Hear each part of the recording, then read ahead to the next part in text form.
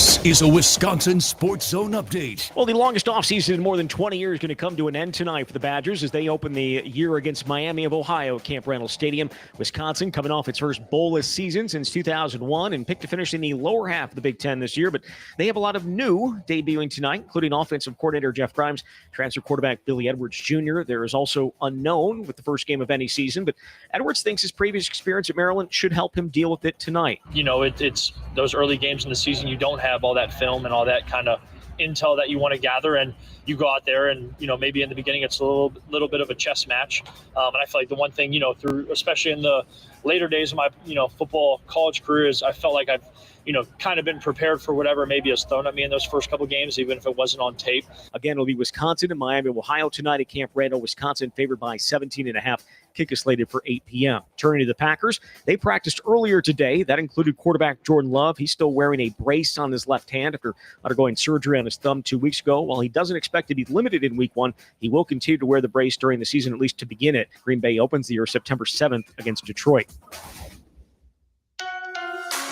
Rural Mutual Insurance, keeping Wisconsin strong. Get insurance from a company who knows Wisconsin and cares about your community. You may know Rural Mutual Insurance as the #1 farm insurer, but did you know they also offer competitive home and auto rates? Visit ruralmutual.com to learn more about products and discounts. Rural Mutual Insurance, keeping Wisconsin strong.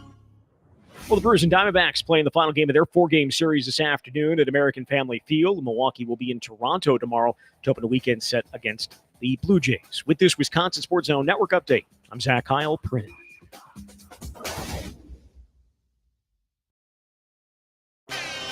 Definitely been beneficial just to get back in the flow of practicing and competing, making sure that his fundamentals are crisp, because when they are, I think, you know, he's as good as anybody. This is where Wisconsin gathers to talk sports. Packers, Brewers, Badgers, Bucks. The Wisco Sports Show is on the air. Now, here's your host, Grant Bills.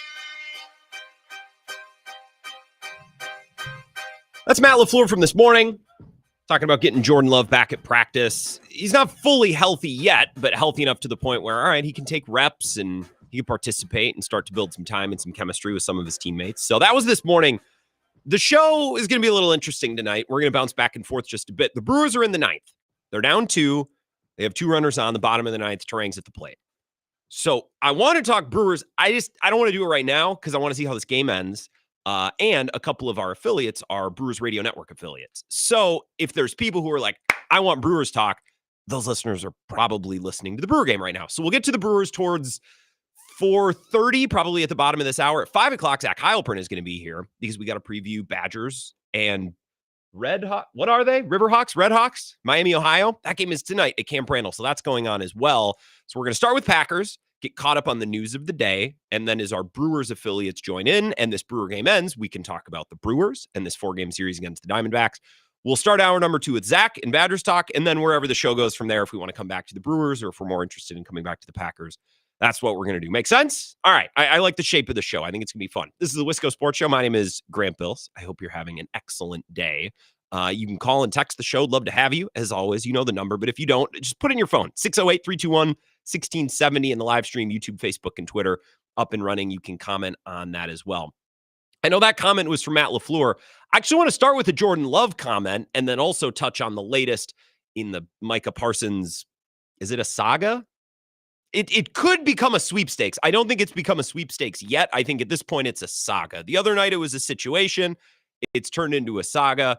We're hoping it could turn into a sweepstakes. Or better yet, the Packers just trade for him before it ever becomes a sweepstakes. We go situation to saga to trade. Maybe we could just skip the sweepstakes altogether. But I think at this point we're in saga mode. So I do have a couple of details on that to pass along. But first, I want to start with this comment from Jordan Love earlier today. This is something that caught my ear as the locker room opened during the 1 o'clock hour, the last hour of Bill's show. And we talked about this for the last couple of minutes. The Packers have had a lot of injuries. I would say more of them on the offensive side, but they've been dispersed pretty clearly throughout the team, right? Players like McKinney and Nate Hobbs on defense have been banged up, but it feels like they've really been hit at wide receiver. Is it Aaron Banks, Nate Banks? I still can't remember his name. I struggled with it the day they signed him. Aaron Banks, I believe. Their left guard has had back issues. Jaden Reed has a broken foot that he's going to play through, apparently. So we have our Packers version of Contreras. Great. Dontavian Wicks with a calf. And Jordan Love, of course, with the thumb. So a very reasonable question, and I think something that should be discussed. And I tip my cap to Bill Huber, who's having a hell of a 48 hours here, asking Jordan Love, all right, you guys have missed some practice, been in and out, maybe not able to go at full tilt. Are you guys going to be able to hit the ground running week one and be ready to go? Or is it maybe going to take a little time? Here's that exchange from earlier today. Obviously, you were hurt. They were hurt. Can you just kind of pick up where you left off, or is it going to take some time to get back to where you need to be, you think? No, you always wish that you can just pick up where you left off, but it's one of those things that I definitely think it will take a little bit of time to get back in that rhythm, and it's expected. It's similar to like coming back for training camp. It's going to take us a couple days to get back in that rhythm and get back in that flow. But I think those guys are pros. They know what they need to do. This isn't their first year, so I don't think it'll be an issue for them. So that's Jordan Love earlier today. That's not really the answer I wanted to hear. Now, it's an answer in a press conference. Jordan Love isn't saying, yeah, we're probably gonna stink week one. That's not what he's saying. He's giving a very generic answer about the dynamic of returning from injury and the challenges of that. So I always hesitate a little bit, or I feel maybe a little dirty as a sports talk radio host, as a microphone warrior, really picking apart a press conference answer and throwing it in the face of a player. How could you say that? Because really, Jordan Love is at the microphone just trying to say as little as possible. So as I critique this answer, I'm not really critiquing Jordan Love. I'm critiquing the idea that's being, touched on in this answer. As we've talked about, that week one game against the Lions is pretty darn important. And then 4 days later, you welcome in the Commanders, who should be pretty darn good, to your building on a short week. So you have a huge division game. The Lions are a team that you need to beat at least once this year. You can't get swept by them again, right? Even if you beat all the other teams, like last year, they didn't win the division, but they beat everybody else. I remember playing that soundbite from Bukowski a couple weeks ago, and he's like, I don't care about you. Don't win in the division. I don't care. I care. I think it matters. The Lions have owned you. You haven't beaten them at Lambeau since 2021, which is forever ago. They have 2 new coordinators, some new offensive linemen. You got them at home week one. That's a game that they need to win. And then, they don't need to beat the Commanders for me in the same way that I think they need to beat the Lions. But you have an opportunity to catch a team on a short week traveling to you, right? The advantage that's held by the home team on those Thursday night games is pretty significant. If you look through the history, the team that travels is really up against it in a way that maybe the home team isn't. Those first 2 games are huge individually with those opponents, but also, as we've talked about, the schedule gets harder as the year goes along. If you start slow, it's going to be really difficult to make up those wins in November and in December when you have to go to Denver, when you have to go to US Bank, when you have to go to Detroit on Thanksgiving, when you have to host Lamar Jackson. Like, I want my team playing their best ball at the end of the year. Obviously, I would rather start slow and finish fast and have that momentum going into the postseason. But with this schedule this year and how difficult it is relative to last year, if you start slow, you might be in a really difficult spot just to get into the playoffs, depending on how the season goes. So they need to win week one and or week two and set themselves up for the rest of the season while notching a big division win and taking advantage of the short rest of the Commanders coming in on Thursday night. So I don't really love hearing this. We'll listen to this one more time. Obviously, you were hurt. They were hurt. Can you just kind of pick up where you left off, or is it going to take some time to get back to where you need to be, you think? No, you always wish that you can just pick up where you left off, but it's one of those things that I definitely think it will take a little bit of time to get back in that rhythm, and it's expected. It's similar to like coming back for training camp. It's going to take us a couple days to get back in that rhythm and get back in that flow. But I think those guys are pros. They know what they need to do. This isn't their first year, so I don't think it'll be an issue for them. Oh, so that's Jordan Love earlier today. May I break some news to you who haven't seen it yet? And I hadn't checked the live stream yet. Micah Parsons is a Packer. Holy balls. I was going to share with you some reporting from earlier today about Adam Schefter. Ooh, there's some tea leaves. The Cowboys are listening. But it's official. We can react to it together on air. Some of you probably saw this a couple of minutes ago. Adam Schefter tweeting, the Cowboys are trading 3-time All-Pro Micah Parsons to the Packers. Parsons and the Packers have already reached an agreement on a 4-year, $188 million contract. David Mulligetta of Athletes First had a hand in the trade, and ultimately negotiating the record-breaking contract that includes $120 million fully guaranteed at signing and makes Parsons the highest paid non-quarterback in NFL history. So I'm going to be refreshing Twitter and doing this on the air. Obviously, the phones are wide open, so please, 608-321-1670. Brewers Talk can wait. We can dedicate at least the first full hour of the show to this. I have not seen compensation yet. I am scrolling. This is obviously absolutely massive. It's funny. We had reporting earlier today from Bill Huber that I don't want to say like riled me back up or got me going again, but as I described yesterday, was it 2 nights ago? So Tuesday night, it felt like Micah Parsons is about to be a Packer, right? With some of the things that we were seeing and some of the things that we were hearing. And then nothing happened. And there wasn't really anything that took place yesterday. So it kind of felt like maybe it's dead, but that's also how the internet works, right? Like we get our hopes up or we get really focused on something for a couple of hours or a day. And then the next day we move on to something else. But then Bill Huber had that report this morning that the Packers are calling, which is not a surprise to me. I bet every team in the league called. And I should hope the Packers call on everybody. The interesting nugget from Bill Huber this morning, and it was also reported by Schefter this afternoon. I'll throw it up on the live stream just so you can get a little bit further of a gauge. The interesting reporting today was the Cowboys are listening. It's not earth-shattering. It's not shocking to me that teams were calling. Teams should always call, always. And it could be a short phone conversation. Maybe it's just investigative. Maybe it's just exploratory. But it's the fact that the Cowboys were listening. That was the reporting first from earlier today from Bill Huber. And then later this afternoon, it was a story posted by Adam Schefter. But who else contributed to this? So it was Dan Graziano and Todd Archer. Makes sense. Todd Archer is in Dallas. So that kind of kept the thing alive this afternoon. I didn't think it would culminate today during the show. So Micah Parsons is a Packer. And could this be, the next, is this an acquisition that we're talking about years down the road, alongside Reggie White, alongside Charles Woodson, and now they bring in Micah Parsons. I haven't seen compensation yet. We're going to go to your phone calls here in just a minute, and we'll stick on this at least until 5 o'clock. Zach Heilprin will be here, and we'll talk about this, but we'll also talk a little bit about the Badgers who are at Camp Randall tonight. I just have a lot to say about this. You know what? Let's go to the phone calls right now, and I'll organize some details that I'm seeing and organize some of my thoughts. 608-321-1670. Micah Parsons is a Packer. Let's talk about it. Wisco Sports Show. Who's this?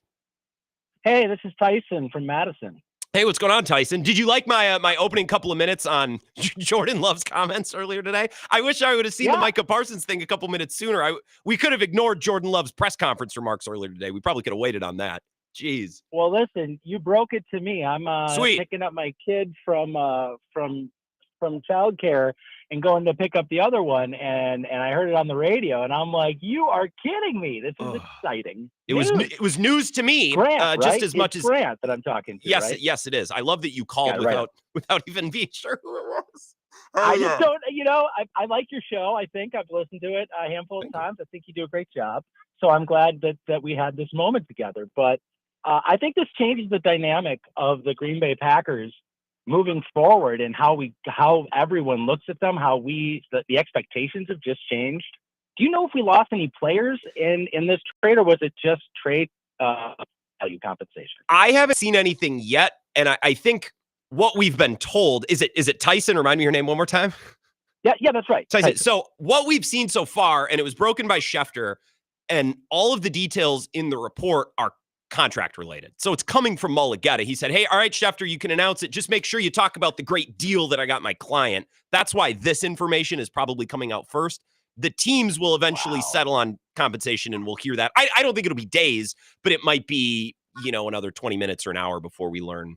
For at least 2 first-round picks is what Florio is trading. I would imagine it's the commiserate, or the requisite 2 firsts, a second, and like a 5th, and maybe the Packers get like a 5th or a 6th back. That would be my guess, but we don't know officially yet.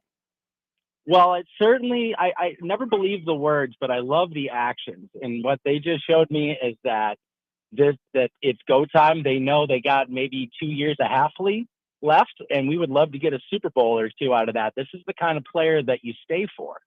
This is the kind of player that can change your place in terms of being a destination for defenders. So this is the most excited I've been since Charles Woodson.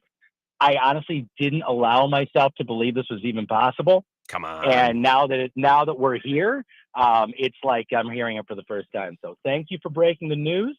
Yeah, and you got keep up the good work. You got Tyson. Thank you, and reacting to this in real time. Adam Schefter said sources say at least 2 first-round picks and a frontline player.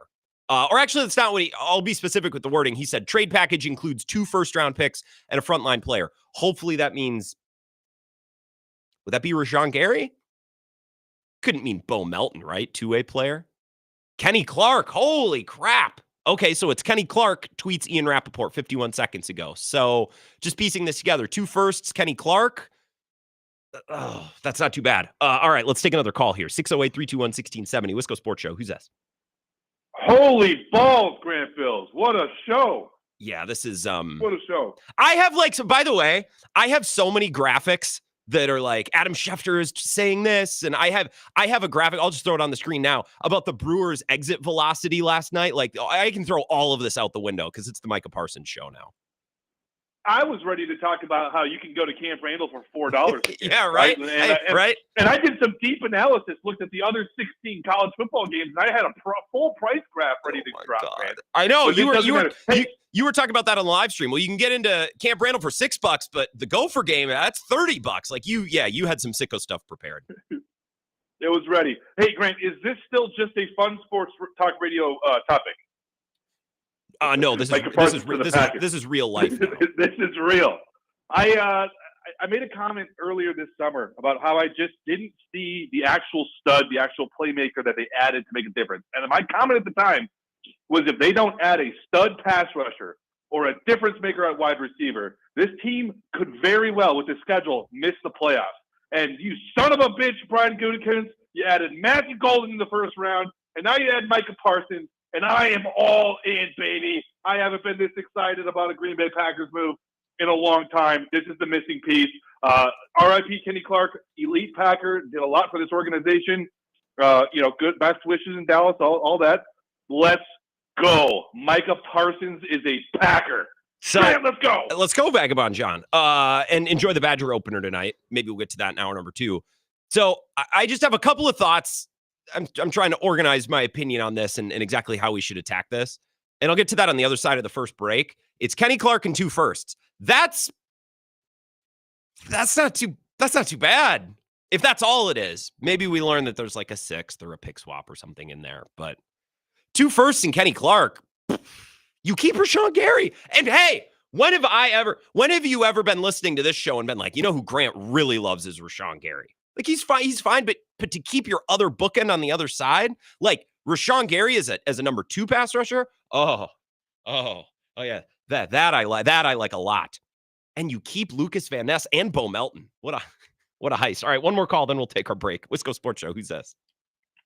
Crazy news, Grant. I cannot believe it. Jay Wright leaving CBS Broadcasting. That is big. There's a lot of big news today. That is one of the news stories that I saw. Yes, Cohen. But God, the Packer Nation need this. This is like getting Narcan. Not much excitement, and you just get a jolt and like, screw the Badgers. I'm ready for NFL season, baby. How is this? How did the Cowboys accept this? And I love Kenny Clark. They took Kenny Clark and 2 firsts. That's it. And Kenny Clark is awesome. And first-round picks are not nothing. But I think the overwhelming... Because, Cohen, here's what I was scared of. And I bet all of you can relate to this. Here's what I was scared of. What I was scared of is the Packers acquire Micah Parsons for a king's ransom, and then the whole football world rains on our parade by saying, well, that's too much to give up. No one's going to say that with this deal. There's not a single person who's like, that's a big price to pay. No one's raining on this parade. This is incredible. If anything, Bears fans and Vikings people are going to be pissed and be like, that's it? Oh, this is great. Oh, this is excellent. Caleb Williams is going to be up late nights when it's Packer week. I just can't wait. I mean, talk about winning the offseason. That's a big topic around the NFC North. But, I mean, who's got it better than us? Nobody right now. I just can't believe that's all they had to give up. And Diana Rossini just shared a graphic comparing the haul for Khalil Mack and the haul for Micah Parsons. The Packers got this guy a lot cheaper. Like, fewer picks, fewer player. I can't believe this, Cone. This is our generation's really never. I mean, we were around for and I don't know how old you are, Cone. I guess I'm speaking to myself, but like I remember Charles Woodson, but I don't remember them landing Charles Woodson. And from what I've heard, when they got Charles Woodson, everyone was like, "Well, is he over the hill?" Like, this is a bona fide player in his prime that could really define the next couple of seasons of Packers football. I mean, I heard you on, Into the Winklerverse doing and Paul Imig mentioned like biggest signing of our lives up to this point was probably Greg Monroe. Yeah. And now we get freaking Micah Parsons. Yeah. This is pretty cool. And there's lots of reasons to be excited about it. I am going to take a break. I appreciate it, Cone. We'll continue to take your phone calls. We're just going to celebrate this and pick it apart for the first hour. I'll organize a couple of my thoughts. I'm going to make sure that we fully have the trade compensation hammered down. And we'll get right back to it. 3 minutes. If you're on hold, I promise I'll get you right on the other side. I was prepared to have, I had prepared Brewers remarks for tonight. What an idiot I am. We'll be back in 3 minutes. This is the Wisco Sports Show with Grant Bills on the Wisconsin Sports Zone Radio Network. The Zone Blitz pregame bash is back. Every Wisconsin home game 2 hours before kickoff at the Blue Moon Bar and Grill. And this year, do I have something special for you? It's a perfect snack for game day or any day. Wenzel's Farm Pro Snack Sticks. Come see me and I'll hand you 16 grams of protein to fuel you through the day. Wenzel's Farm offers that and so much more, crafted in small batches using premium cuts of meat, perfectly seasoned, and naturally hardwood smoked. Check out wenzelsfarm.com. Made by pros for pros. The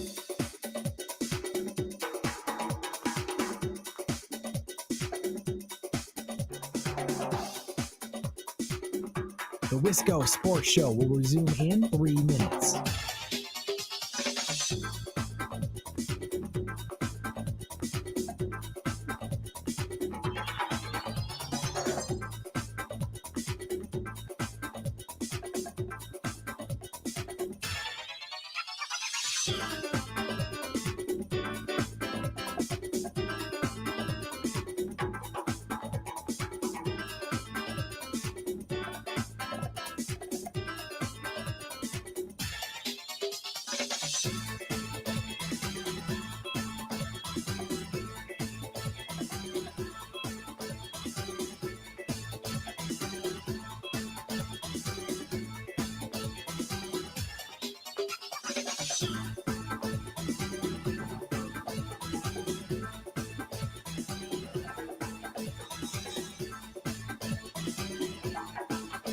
The Wisco Sports Show will resume in 2 minutes.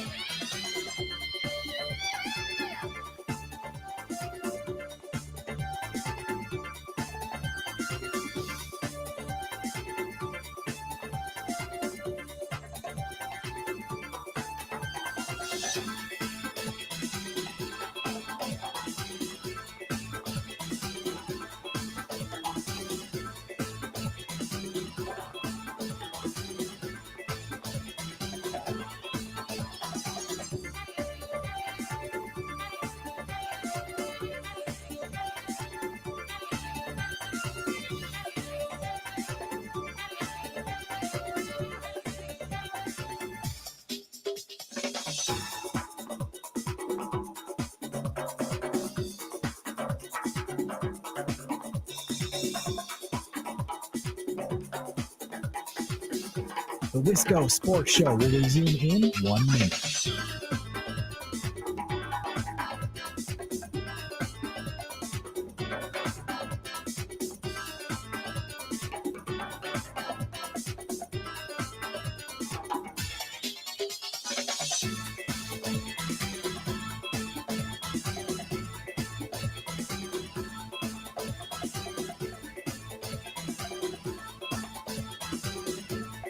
The Wisco Sports Show will resume in 30 seconds.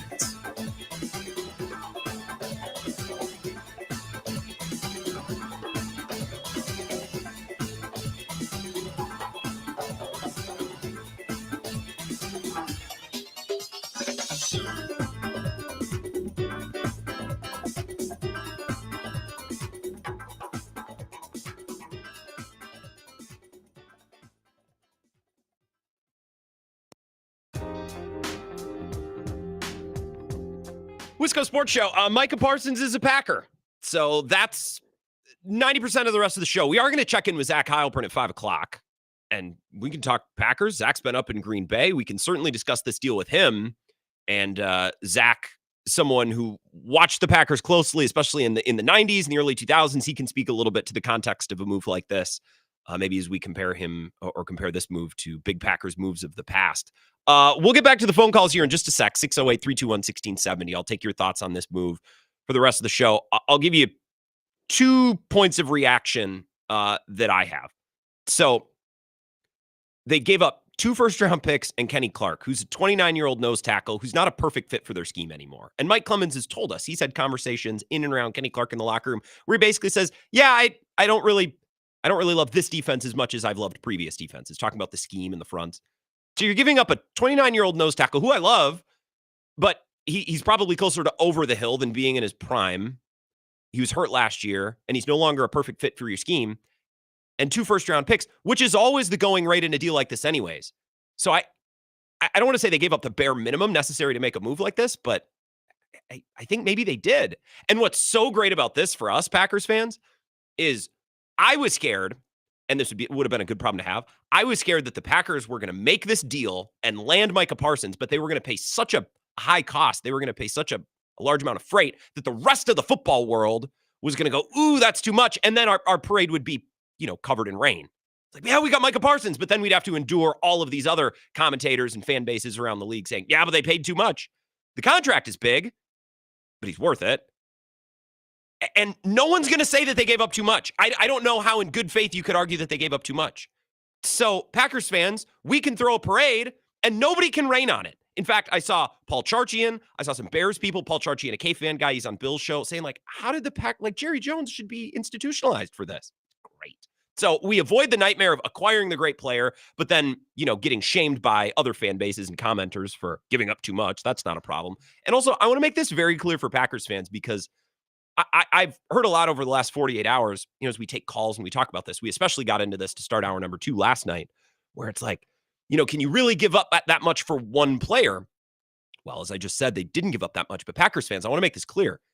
Micah Parsons is 26. He doesn't turn 27 until long after this season. He's a player in his prime who they're not renting to try to win a Super Bowl this year.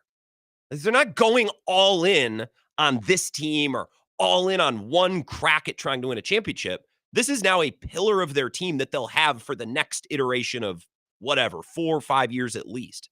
That's the type of move when I've been telling you guys, if the Packers were ever going to take a big swing, it would be on a player this age that could be a building block. Think Brewers, right? When they traded for Willie Adames. That wasn't just a stopgap for 1 year. That wasn't a rental. That was someone they identified as someone. We want to make him a part of this thing for the next couple of years, for a certain window. The same is true of Parsons. I can't find anything to nitpick here. I'm still in disbelief that the Packers were able to pull this off. All right, back to your phone call. 608-321-1670. If you're on hold, I promise I'll get to you before this next break. So just hang right there. Wisco Sports Show. Who's this? What a glorious day. What's up, Grant? It's Badger Bloody Review. Hey, Badger Bloody. What's going on? Oh, man, I am so stoked about this. I had to wipe the tears of joy from my face as I drove along in my work truck. This is easily the 5th happiest day of my life. The first being watching the Packers win a Super Bowl. Okay. The second being watching the Bucs win the Super Bowl. The third being seeing Dom Capers get fired. And the fourth being watching Mike McCarthy get fired. Good for you. I love how you have a higher. Do you go any farther than that, or is that where your list stops at this moment in time? No, we track the top 5. And usually worst days, we're just rocking a top 3 list. Yeah. And in case you're wondering, it's 2014 NFC Championship. Badgers losing to Duke and my dad dying. I think he would be fine with that order. You would approve? Okay. Absolutely. He was just as devastated about both of those days as I was. Yeah. Anyway, Micah Parsons is a Packer. This is the single best move I think I've ever seen them make in my life. This is going to set up the defense and the whole team for success in a way that I just don't know of anything else that could have had this effect. And for people who want to say that 2 first-round picks plus Kenny Clark is a lot, which there might be some, like you said, I think that really is the bare minimum, especially the 2 first-round picks. Yeah. And let's not forget, there's no guarantee that first-round picks are going to pan out. It's like that Family Guy skit This first round pick could even be Micah Parsons. You know how much we've wanted one of those. Yeah. Like, when you have the opportunity to go obtain a proven commodity in the age range where he's in his prime, you go do it, especially if you think the rest of the team is set up to make a championship run. Yeah. I am so happy that Brian Gutekunst is taking the swing, trying to cement his legacy here, get us another title. To quote Rage Against the Machine, what better place than here? What better time than now? It's an excellent call, Badger Bloody, and I love that you have, I love that you the day of your dad's death ranked lower than Packers losses on your worst day list, and your father would approve, at least says Badger Bloody, so I appreciate that. I tell you what, folks, I'm just scrolling, I'm turbo scrolling, Peter Schrager, Diana Rossini, Courtney Cronin, and you know what all of the analysts are saying? You know what all of the talking heads are saying? Why did Dallas do this, and how did Green Bay pull this off? That's what I want to see, right? That's a measure. And I agree with Badger Bloody. I'll continue to hammer it home. 2 firsts is the baseline for getting any deal like this done. The fact that the only other thing, and I love Kenny Clark, but he's 29. And again, I don't think a perfect fit for the scheme anymore. And that also helps them get some money off the books. Like, if you were trading away Lucas Van Ness, yeah, he's not a very good player, but you're not saving money. Now they can line him up on the other side from Rashawn Gary. Like that. Okay. Now I tell you what, I like Rashawn Gary a lot more now. I would like to give you, I would like to adjust my thoughts and my takes on Rashawn Gary, please and thank you. 608-321-1670. Keep the calls coming. Wisco Sports Show. Who's this? This is Ron from Madison. What's up, Ron? I'm doing a dance. Hey. Packers. I don't know. Maybe Super Bowl. Maybe. Well, geez, don't knock me over with excitement here, Ron. No, I'm excited, man. Because I've been hearing about this deal, and I said, well, is this really going to come off? I mean, it's just going to fizzle out. And hey, we haven't done this since Ron Wolf. And I'm trying to go Pack. Go Pack, Ron. I appreciate it. You're so excited you can barely speak. And this is why I'm excited to talk with Zach, because he can help me contextualize. I was not alive when they acquired Reggie White.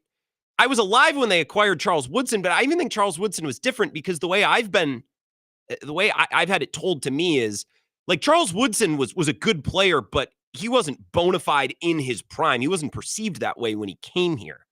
The way that I've come to understand it is some people thought he might have been over the hill. You can't possibly say that about Micah Parsons. He's 26, and he's probably one of the best pass rushers in the league. And even if, I like TJ Watt a little bit more, I like Max Crosby. Well, those guys are 5 years older, right?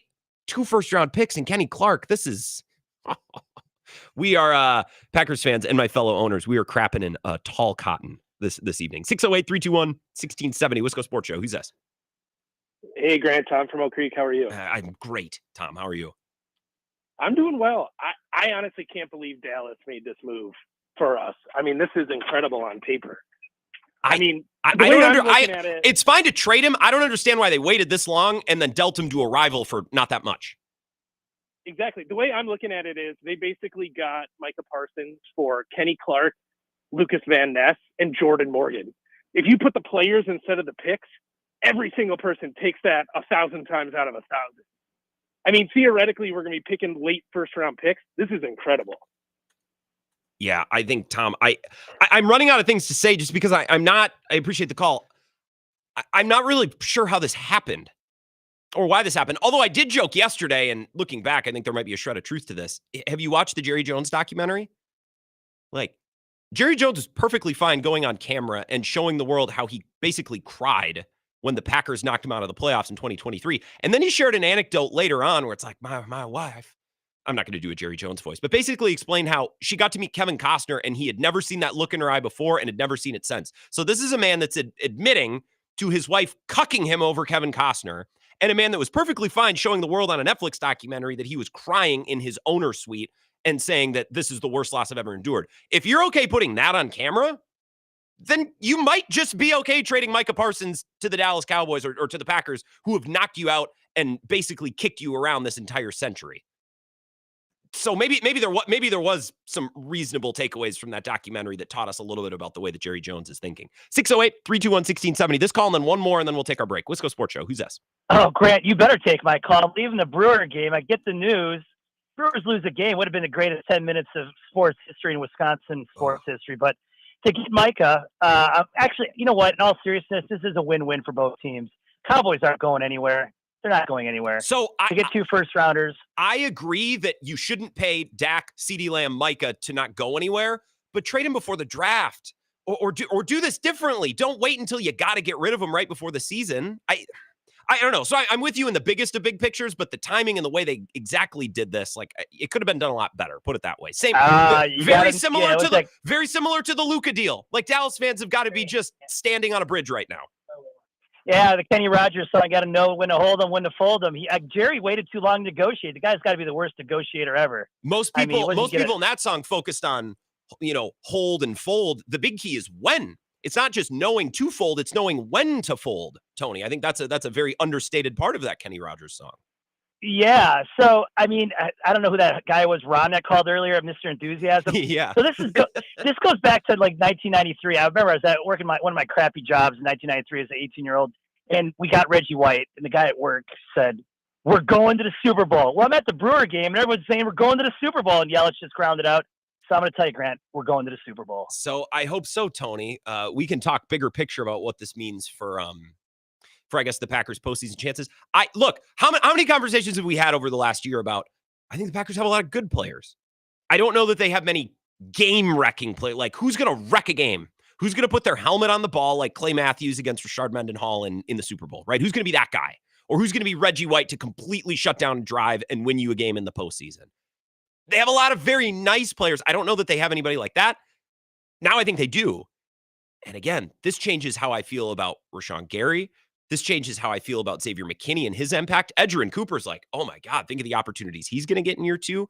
It's like adding a massive power bat to the middle of the lineup. It just makes life easier for everybody else. And when the rest of your lineup are already good hitters, right? Like those hitters can turn into great hitters. The ripple effect that the rest of the Packers defense is going to feel from this is just absolutely massive because they have a really nice base built. We graded position groups yesterday on Bill's show. The worst group is corner, and we're like, see? They don't have an awful position group. They don't have a major weakness. What they were missing is a big middle-of-the-order bat, and that's what they acquired today for a price that I wouldn't have even considered possible. 608-321-1670. One more call. Wisco Sports Show. Who's this? Wisco Chad. Hey, Chad in Sun Prairie. What's going on? Hey, you kind of said it best. We kind of traded him away for money that we don't have to pay Kenny Clark for lack of production. Yeah. Yeah. I think it's huge. Just like Ron, I can't contain my excitement at all. Yeah, right. But seriously, I didn't think – I have Bears fans texting me that they're distraught. Like, they're jumping off of ledges right now. Like, how is it the Packers always get everybody? Yeah. and they like the best comment is, well, Caleb Williams isn't going to really need an introduction to Micah Parsons, but he's going to get one probably at least a few times this year. And it just it just makes life so much because Chad, depth on this defense and the number again of good players, never a question. They have lots of good players. They were missing a guy like this. So this changes the dynamic greatly. Chad, I'm sorry to run. Here's what I want to do. I want to go to break. We have Mike Clemens. We're going to come right back on the other side and talk with him for a couple minutes. We'll be right back. It's the Wisco Sports Show. This is the Wisco Sports Show with Grant Bills on the Wisconsin Sports Zone Radio Network.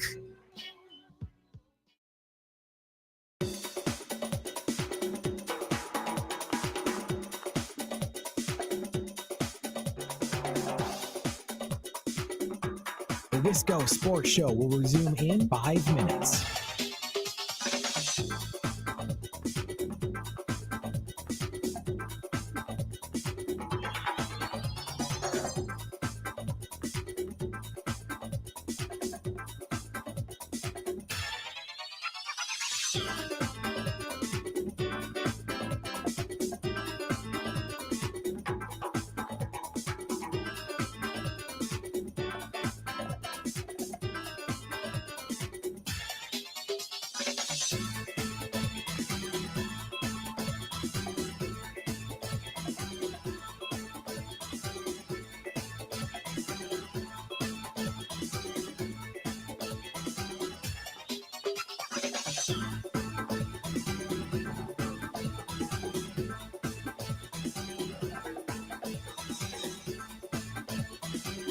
The Wisco Sports Show will resume in 4 minutes.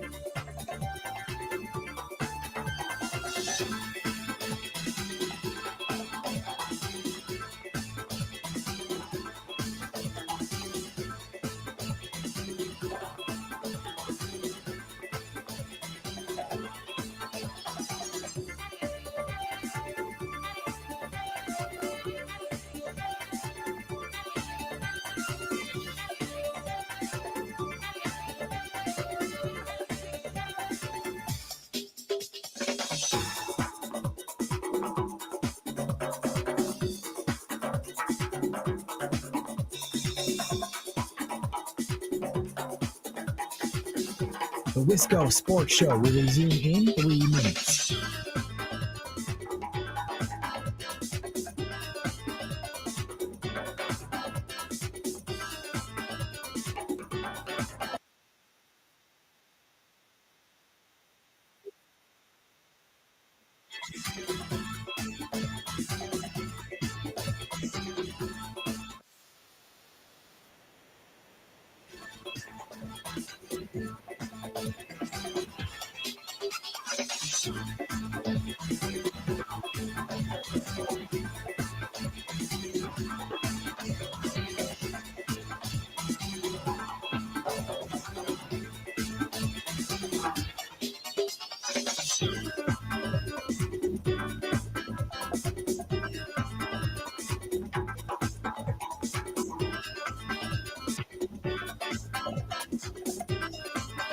The Wisco Sports Show will resume in 2 minutes.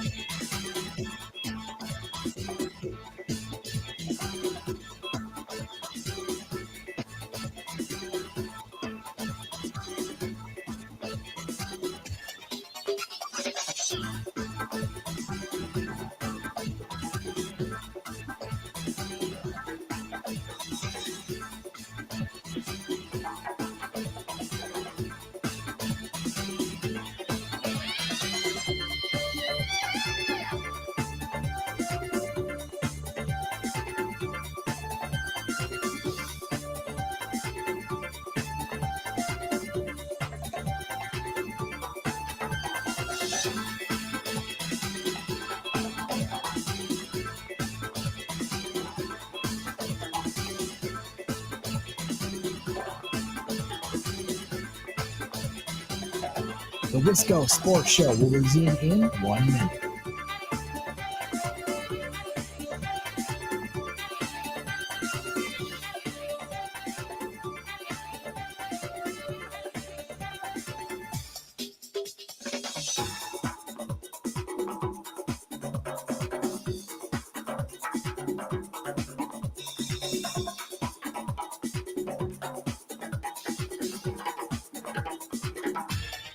The Wisco Sports Show will resume in 30 seconds.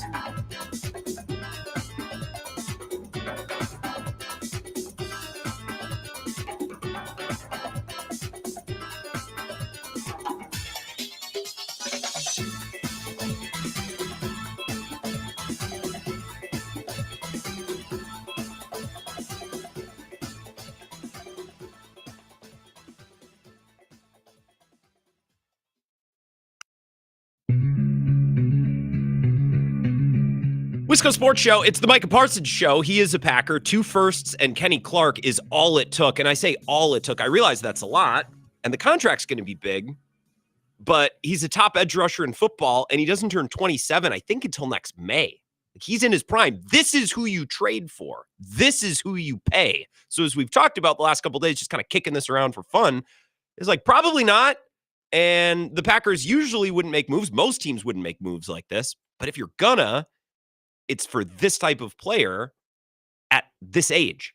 So I'm surprised that it happened more from the Cowboys. I'm surprised they did this deal with anybody.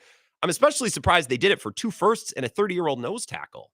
I mean, you're giving up 2 firsts or multiple premium picks anyways, but the fact that that's it, That's pretty darn good. Mike Clemens is joining us now. So, Mike, you were up in Green Bay today. You said you noticed people on the phone. You said there was a certain energy going on up there today. So, tell me more about that and your perspective on how this came together.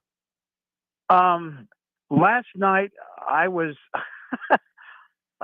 getting back to my room late and I thought there was a plane that flew overhead, and it was a commercial plane. But I thought, let's have some fun like John Kuhn. Let's just troll Twitter, and I'll go out to the airport, and the next private plane that flies over, I'll just say that's Micah Parsons flying into Green Bay, right?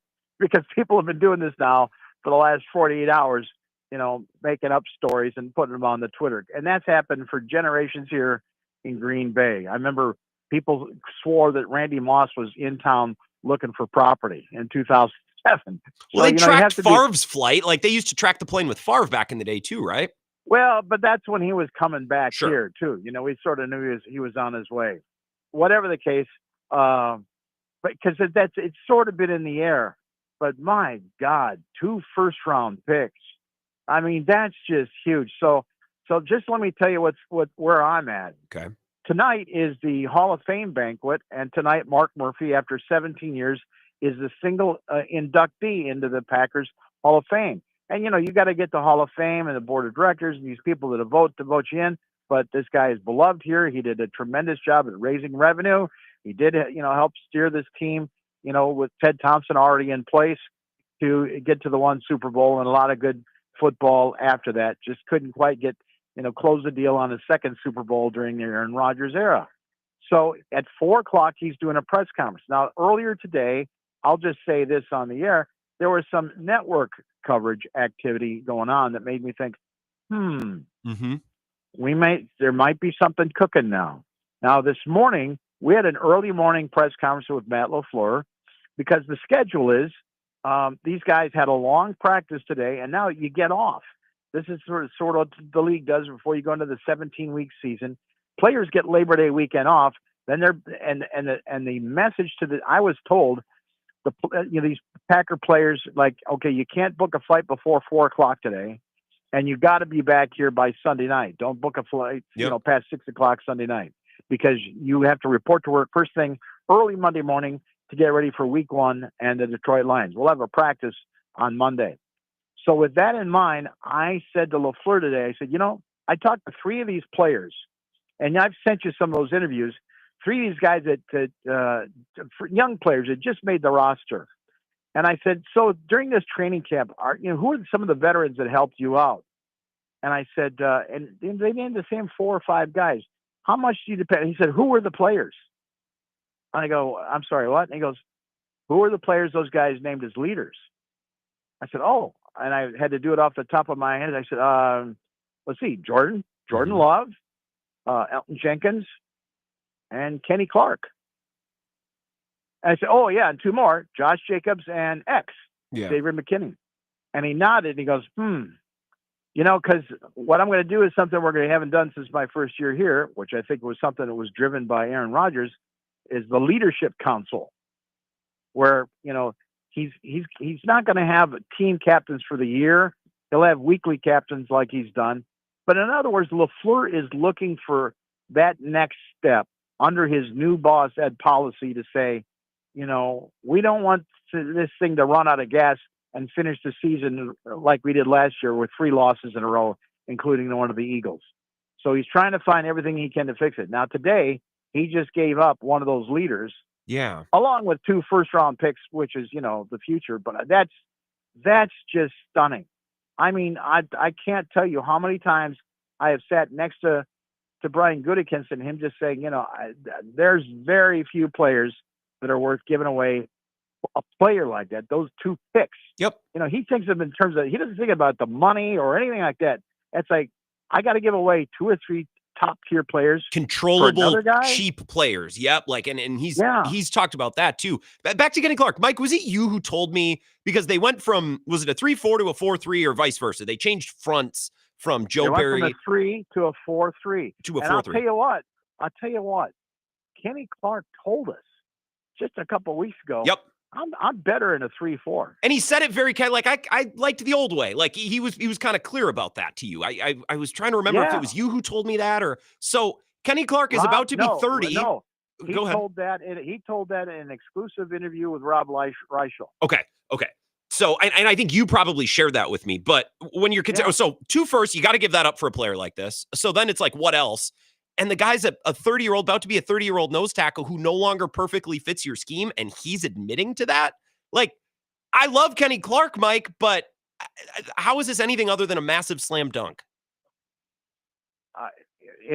Listen, like I told you off the air just before I got on, this is as big as giving up a first-round pick and getting the third-string quarterback out of Atlanta named Brett Favre.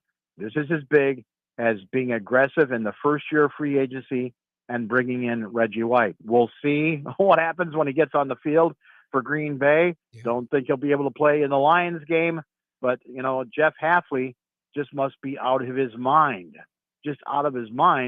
to get that kind of juice up on the line. But all I got to tell you here is, so I'm in a room here with Mark Murphy, and he comes in at 4:00 to do a little pre-presser. And here's the things we'll do in the banquet. And, because this has got broadcast rights stuff and all that. So the local TV's here. Yeah. Well, I'm here just hanging out, because I wanted to see if I could run into Goody and LaFleur. And we just talk about other stuff, right? And those guys that's the thing. Brian Gutekunst is, the wife is coming over tonight. And Russ Ball, these guys will be at the tables. Mark Murphy's their guy, you know? They owe them their careers to this guy. Their opportunities here in Green Bay. They definitely want to be here for this ceremony. And clearly, they got business done before dinner started. Yeah, right. Now they can come downstairs, meet their wives, and sit at this table.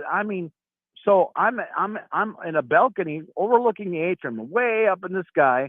There's a bar here. There's about 400 people gathered. The people are paying $300 a plate for this thing tonight because it's a fundraiser for the Hall of Fame, to keep the museum and all that going. And they're all looking at their phones. They're just like, their jaws are dropped. And so Murphy comes in at 4:00, just as the story is breaking, and we do this little presser to talk about his career and all and coming to Green Bay. And then finally, one of the guys said, what do you think about the Packers trading for Micah Parsons? Oh, I don't know anything about that. He's been retired a month. Yeah. I mean, he's been out of the loop for a month. I mean, he had no clue. That's so funny. He had no clue. And then he said, he kind of joked, what did they get?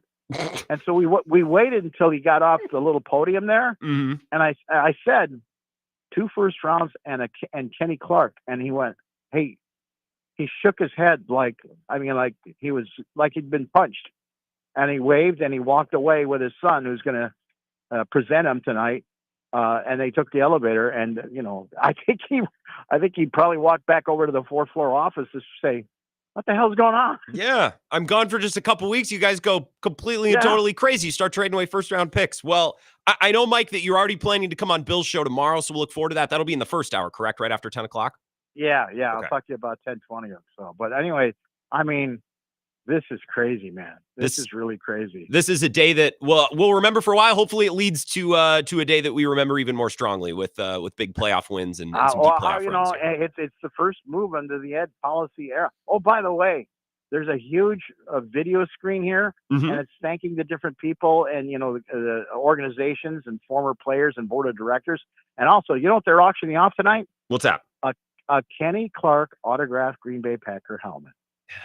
Some good symmetry, Mike. I swear to God.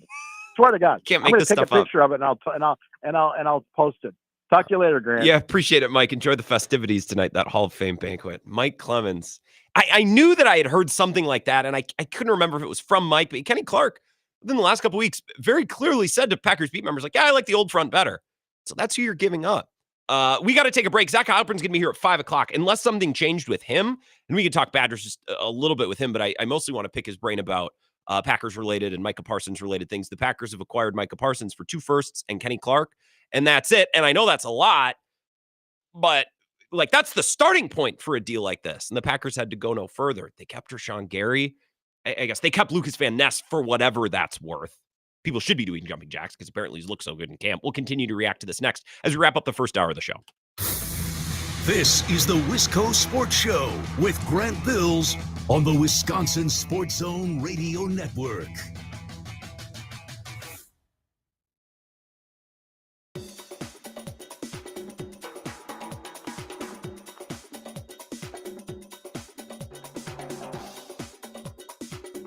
The Wisco Sports Show will resume in 3 minutes.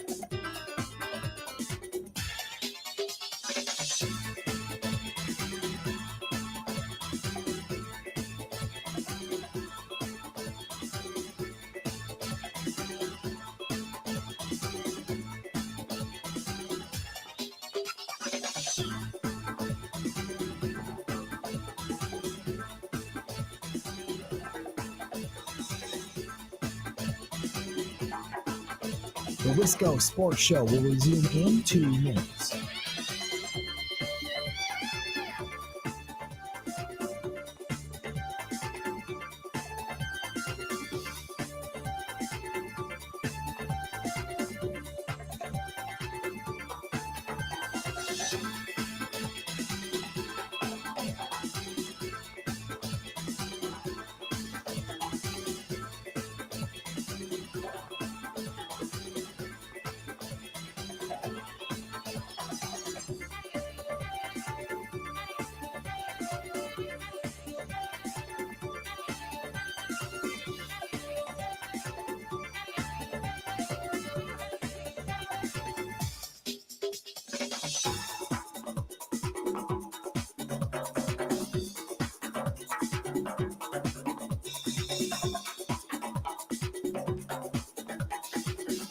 The Wisco Sports Show will resume in 1 minute.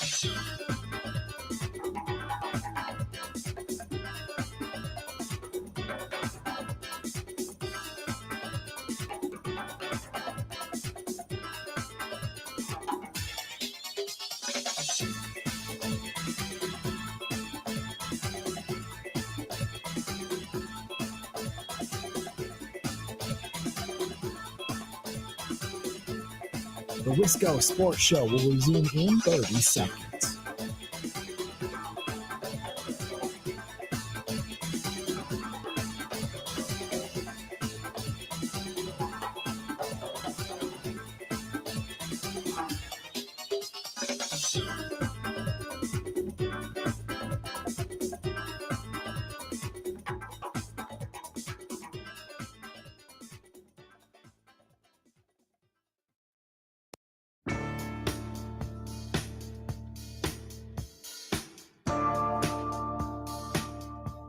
Wisco Sports Show, last couple minutes of the hour here, taking your reaction to this Micah Parsons deal. Zach Heilprin's going to join us at 5 o'clock.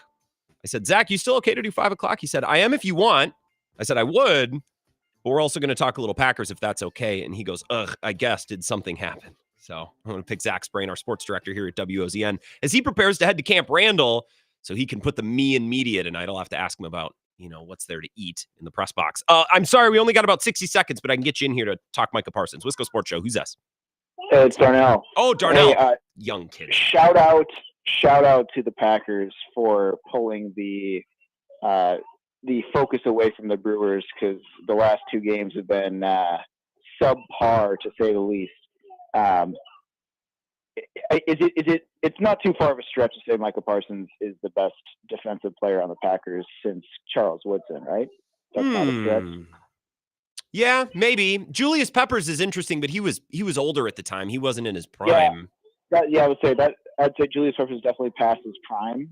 From like a game-wrecking standpoint, I guess is what I'm talking about. Because like Charles Woodson, if there was a wins above replacement stat for the NFL, Charles Woodson was like top of the list for that. Because I feel like he had a couple of times where he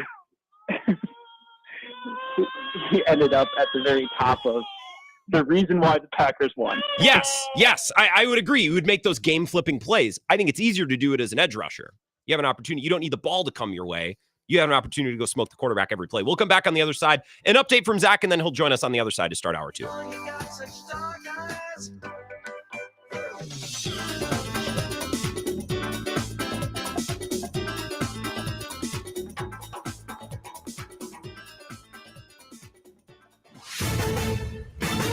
This is a Wisconsin Sports Zone update. Well, Micah Parsons is coming to Green Bay in a shocking trade reported just after 4 o'clock today. The Packers acquired the 4-time Pro Bowler from Dallas, signed him to a reported 4-year, $188 million contract, makes Parsons the highest paid non-quarterback in NFL history, and it brings one of the top pass rushers in the league to Green Bay. He's racked up 52.5 sacks in his first 4 seasons, was the Rookie of the Year back in 2021, is a 4-time All-Pro selection. Packers reportedly sending 2 first-round picks and defensive tackle Kenny Clark back to Dallas in exchange. Turning to the Badgers, the longest offseason, more than 20 years, going to come to an end tonight as they open the season against Miami of Ohio at Camp Randall. Week 1 always leaves some unknowns, but transfer quarterback Billy Edwards Jr. thinks his previous experience at Maryland should help him deal with it tonight. You know, it's those early games in the season, you don't have all that film and all that kind of intel that you want to gather, and you go out there and, you know, maybe in the beginning it's a little bit of a chess match.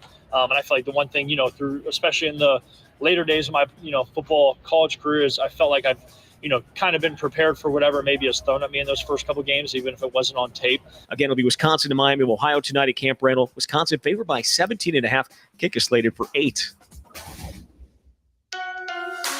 Rural Mutual Insurance, keeping Wisconsin strong. Get insurance from a company who knows Wisconsin and cares about your community. You may know Rural Mutual Insurance as the #1 farm insurer, but did you know they also offer competitive home and auto rates? Visit ruralmutual.com to learn more about products and discounts. Rural Mutual Insurance, keeping Wisconsin strong. Well, Brewers dropped the final game of their series against Arizona this afternoon, falling 6-4. Jose Quintana made it just 3 2/3 innings. Milwaukee going to be in Toronto tomorrow. With this Wisconsin Sports Zone Network update, I'm Zach Heilprin.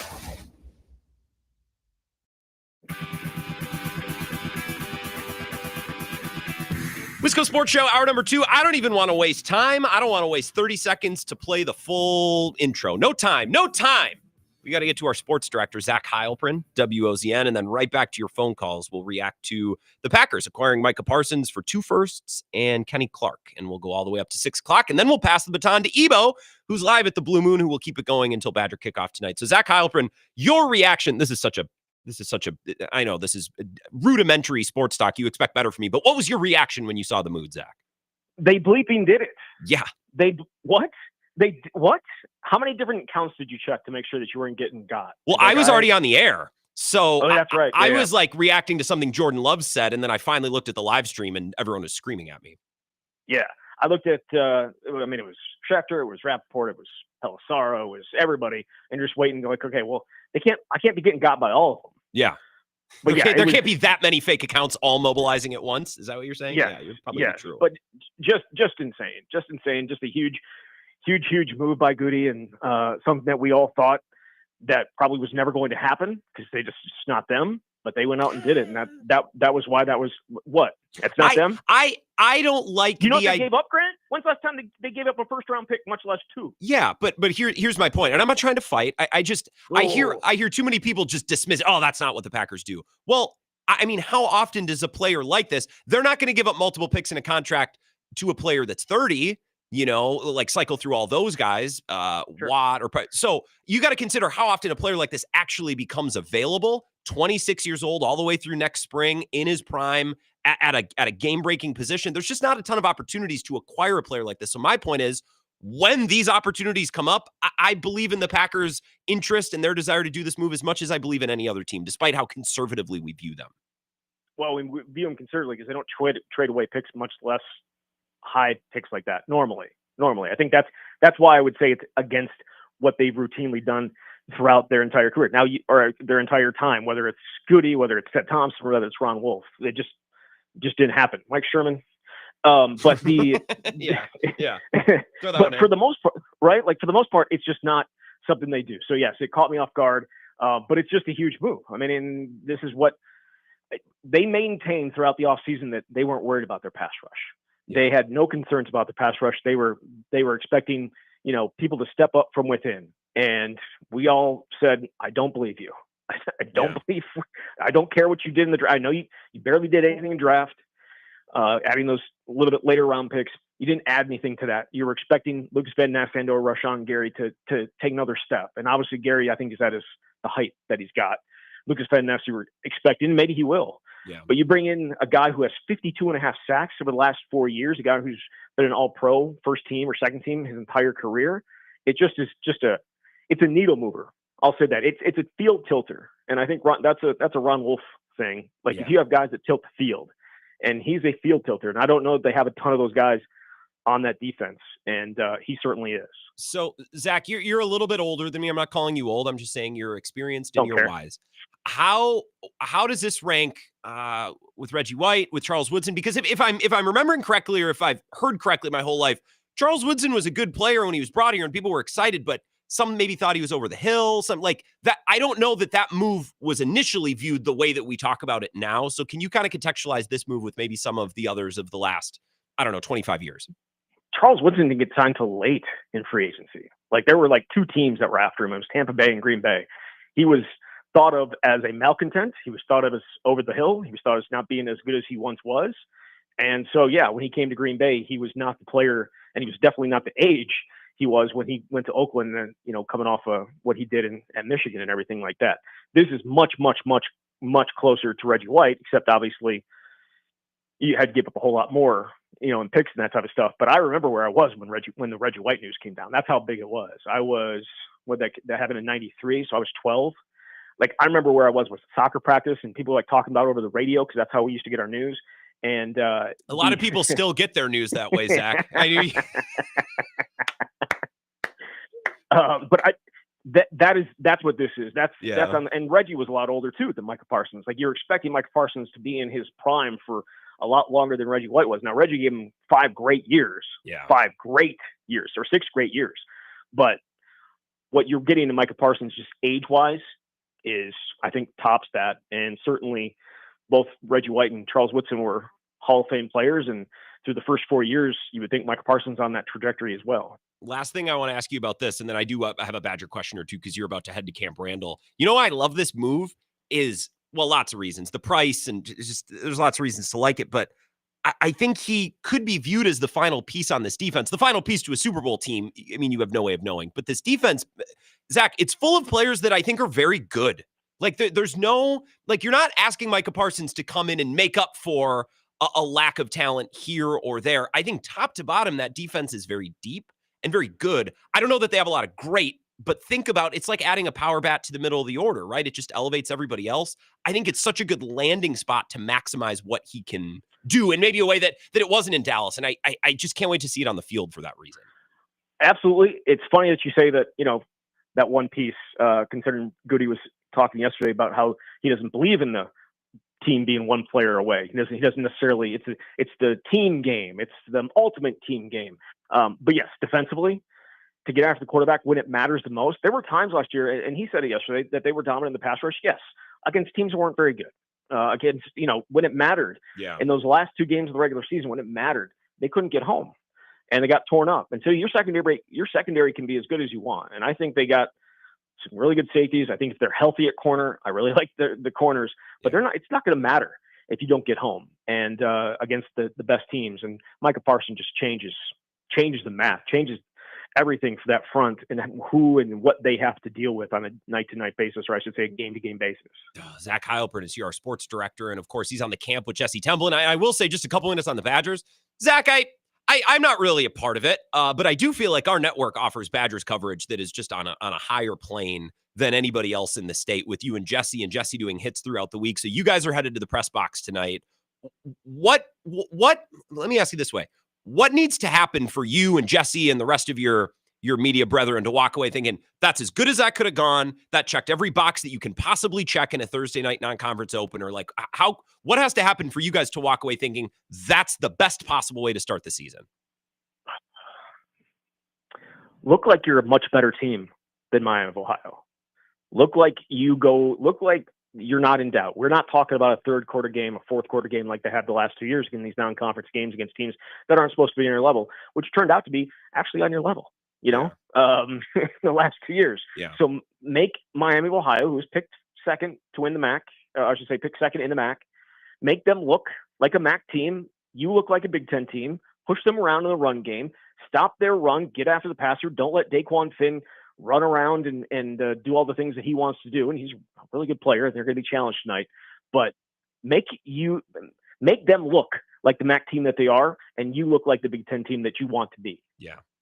200 some yards rushing. I'm not going to put stats on it, right? Like I'm not going to put stats on it. We can tell. It's an eye test more so than I think a stats test here. And I know we've been looking at these guys for a month now, practicing all the time, and that it's all eye test, but it's against each other. Now let's see what it looks like against Miami of Ohio, and can you be the physical smash mouth team that you say you want to be against a team that should not be able to hold up against you? Will you have a post game podcast, or will you? When can we expect the next episode of the camp? Yeah, we'll be doing one tomorrow morning for sure. Okay. Obviously, late night tonight with the game not starting until 8, and Jesse's obviously got to get his beauty sleep. I can get as much sleep as possible. Not going to help me, but for him and his hair, obviously it needs its time. And he is handsome. Nothing against you. Jesse's a looker. And you always say, well, it's because of the hair. Well, I think he's attractive. I've never said it was. You said I've never said it was just because of the hair. He's no, not just because of the hair, but you've always been like, I think it starts with the hair. Like that's, he's got plenty. Okay. Oh, and he got a haircut. So, that's what you can look forward to. You look forward to a little Miami, Ohio tomorrow morning, but Jesse Temple haircut too. Hell yeah. Well, Zach, enjoy the game tonight. I know you're not there as a fan. You're there as a media member. I'm sorry. I don't get your back up.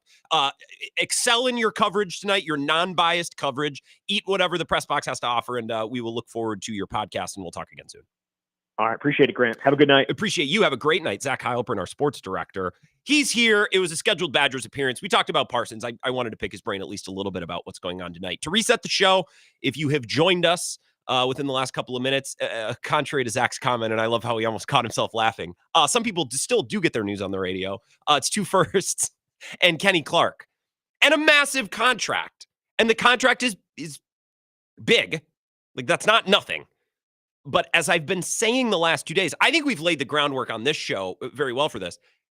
If you're going to make a trade like this and give out a contract like this, it's for this type of player at this age. And I think what we saw today with this trade coming, to fruition, at least for the Packers, I don't know what the Cowboys are doing. I mean, they put themselves in this spot. So they were at the point where, like, no option for them was going to be great because they waited so long, so put the Cowboys to the side.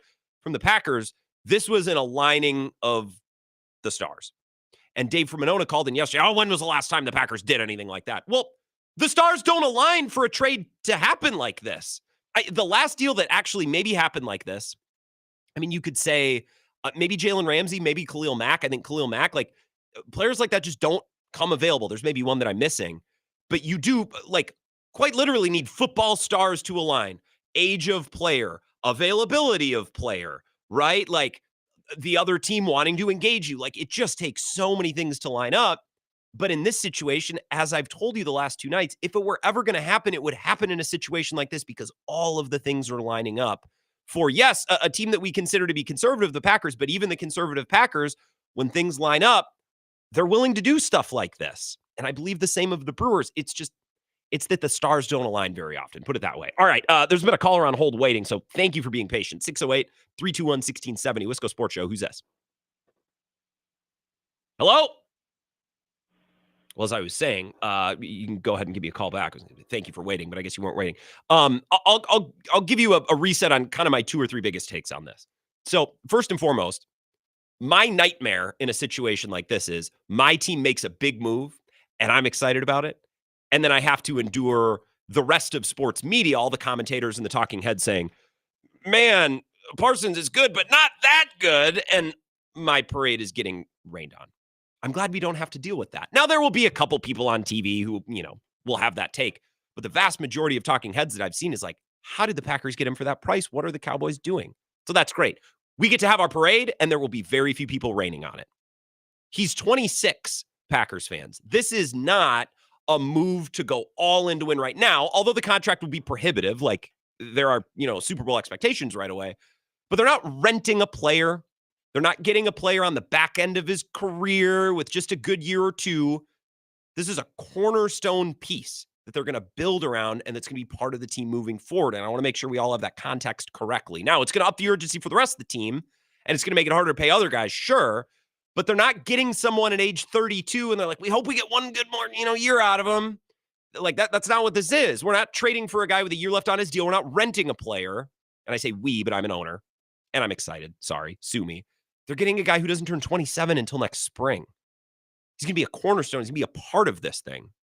And lastly, I'm really excited about what this could do for the Packers defense, because I think the Packers defense, as it exists right now in its current state, is the perfect defense to add in a Micah Parsons level player. Because I think their depth on the D-line is very nice. I like Rashawn Gary. I just don't think he's good enough as a number one, as a number two. And Lucas Van Ness potentially developing into a number three. That I like a lot. Now, Edgerrin Cooper and Quay Walker, and we've talked about the depth of McDuffie and whatever Hopper brings. Like, I feel better about that group and what they can do with Micah Parsons being the tip of the spear. And the back end, like Xavier McKinney playing center field with a pass rush that's getting home more often, he'll be able to be more impactful. Like, this is the perfect type of defense to receive Micah Parsons. The Packers aren't bringing him in and saying, fix all of our problems. They're bringing him in and saying, be the last piece that we need on defense to really, really be complete and well-rounded. It's very exciting all around. Packers fans should really be fired up. And I don't think I need to lecture you on that, but your optimism, your excitement is warranted. A lot of things are lining up that really make this a great situation for the Packers. All right, to your calls. We got loaded phone lines. Wisco Sports Show. Who's this?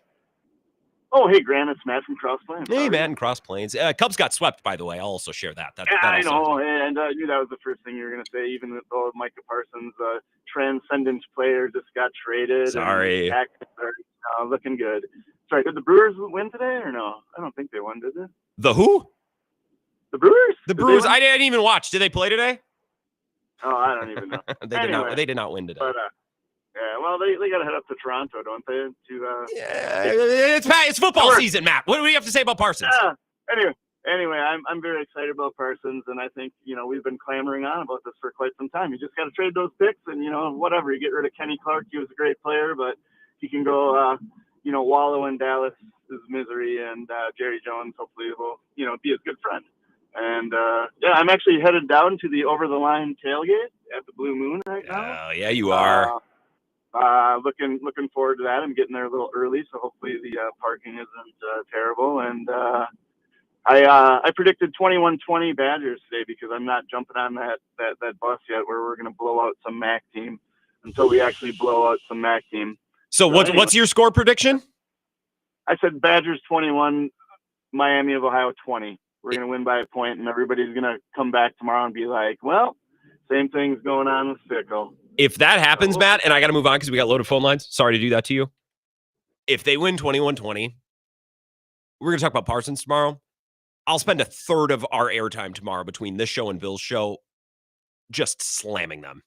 If they hold on to win by a weenie's hair's edge, I like the season's almost already done. And maybe that's unfair, but if that's what happens, man, God, I don't even want to think about that. Wisco Sports Show. Who's this? Hey, Grant, Jeremy, how's it going? I'm excellent. How about you?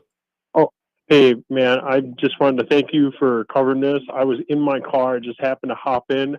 This Micah Parsons thing, when they first started talking about it a month ago, I was like, yeah, okay, this is not happening. We always do this. They always talk about this big deal that the Packers are interested in, and it never comes to fruition. And then I heard on the radio just now that this actually was a reality, and I'm like, no way. What is Jerry Jones doing? He's got to be out of his mind. Well, seriously, how do you let a guy like Micah Parsons, like, how do you let it get to that point? Like, well, how do you let him go? So you're right, Jeremy, and we got slammed phone lines, and I want to talk with Ebo at the end of the show, so I just got to move quickly here. The Cowboys not giving this deal to Micah Parsons, to me, is understandable. If they decided, look, we're already paying Dak, and we're paying CeeDee Lamb, and we're not even close to good enough, I get it. So to ask, how could they let this guy get away? I get that.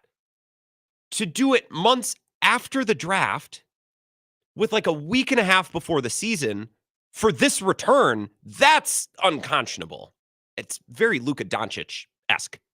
You basically did it in the middle of the night, quietly, at an inopportune time.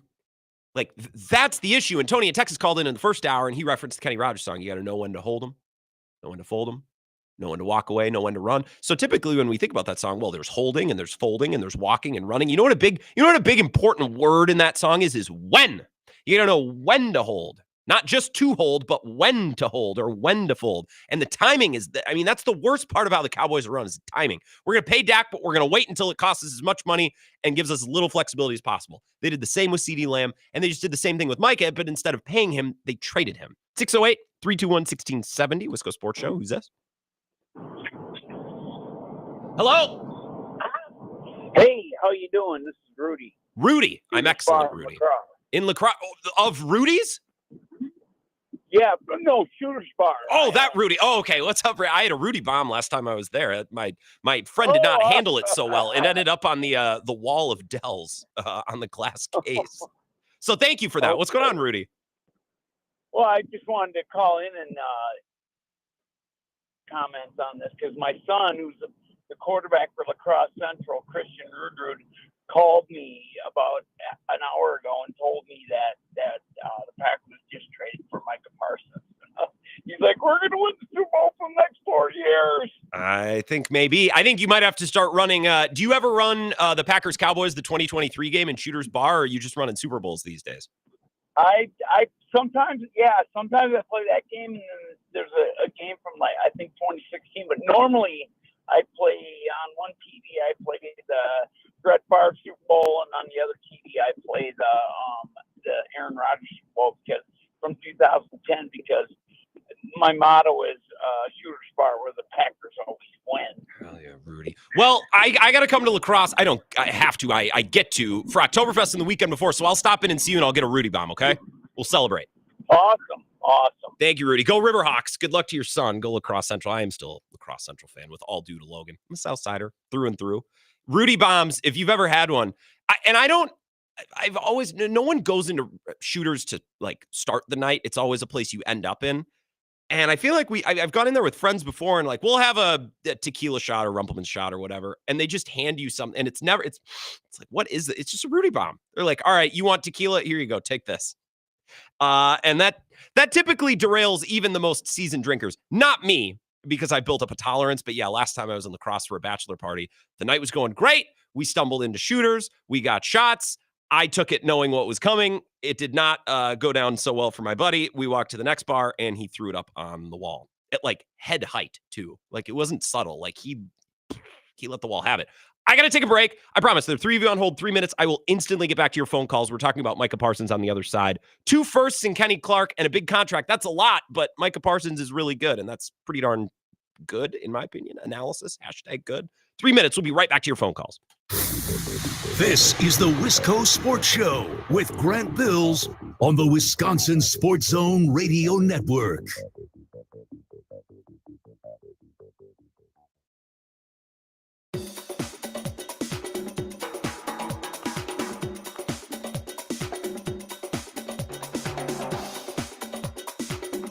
The Wisco Sports Show will resume in 3 minutes.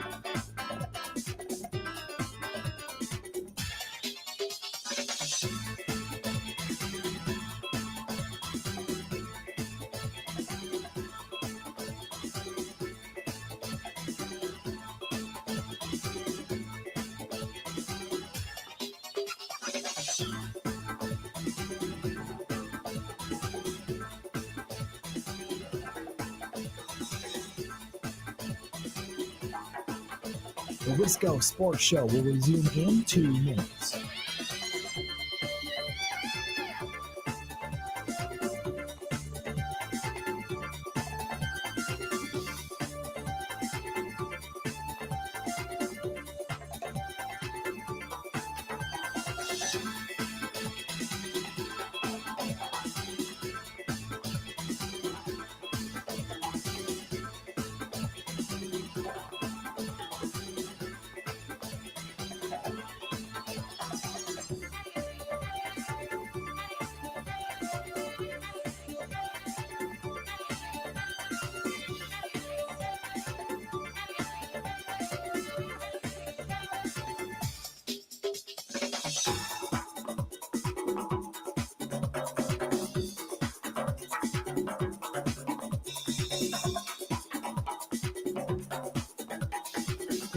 The Wisco Sports Show will resume in 1 minute.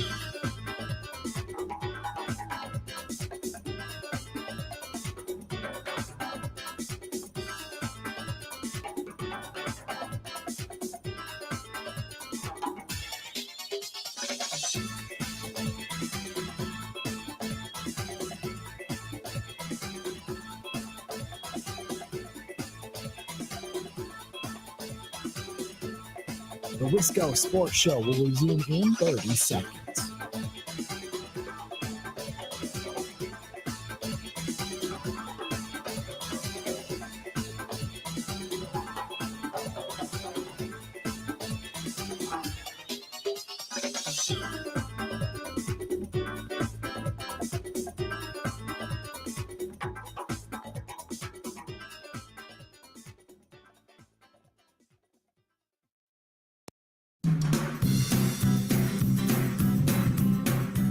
Welcome back, Wisco Sports Show. We might check in with Ebo for a couple minutes at the end. He is preparing. He's getting set up. The Blue Moon down on University Ave for the tailgate tonight. Badgers back in action for the first time in 2025. But we're reacting to the big news of the evening, which is Micah Parsons getting traded to the Green Bay Packers. 2 first-round picks and Kenny Clark. There's a lot of different reasons to like this. I am taking your reaction. We got loaded phone lines, so right back to it.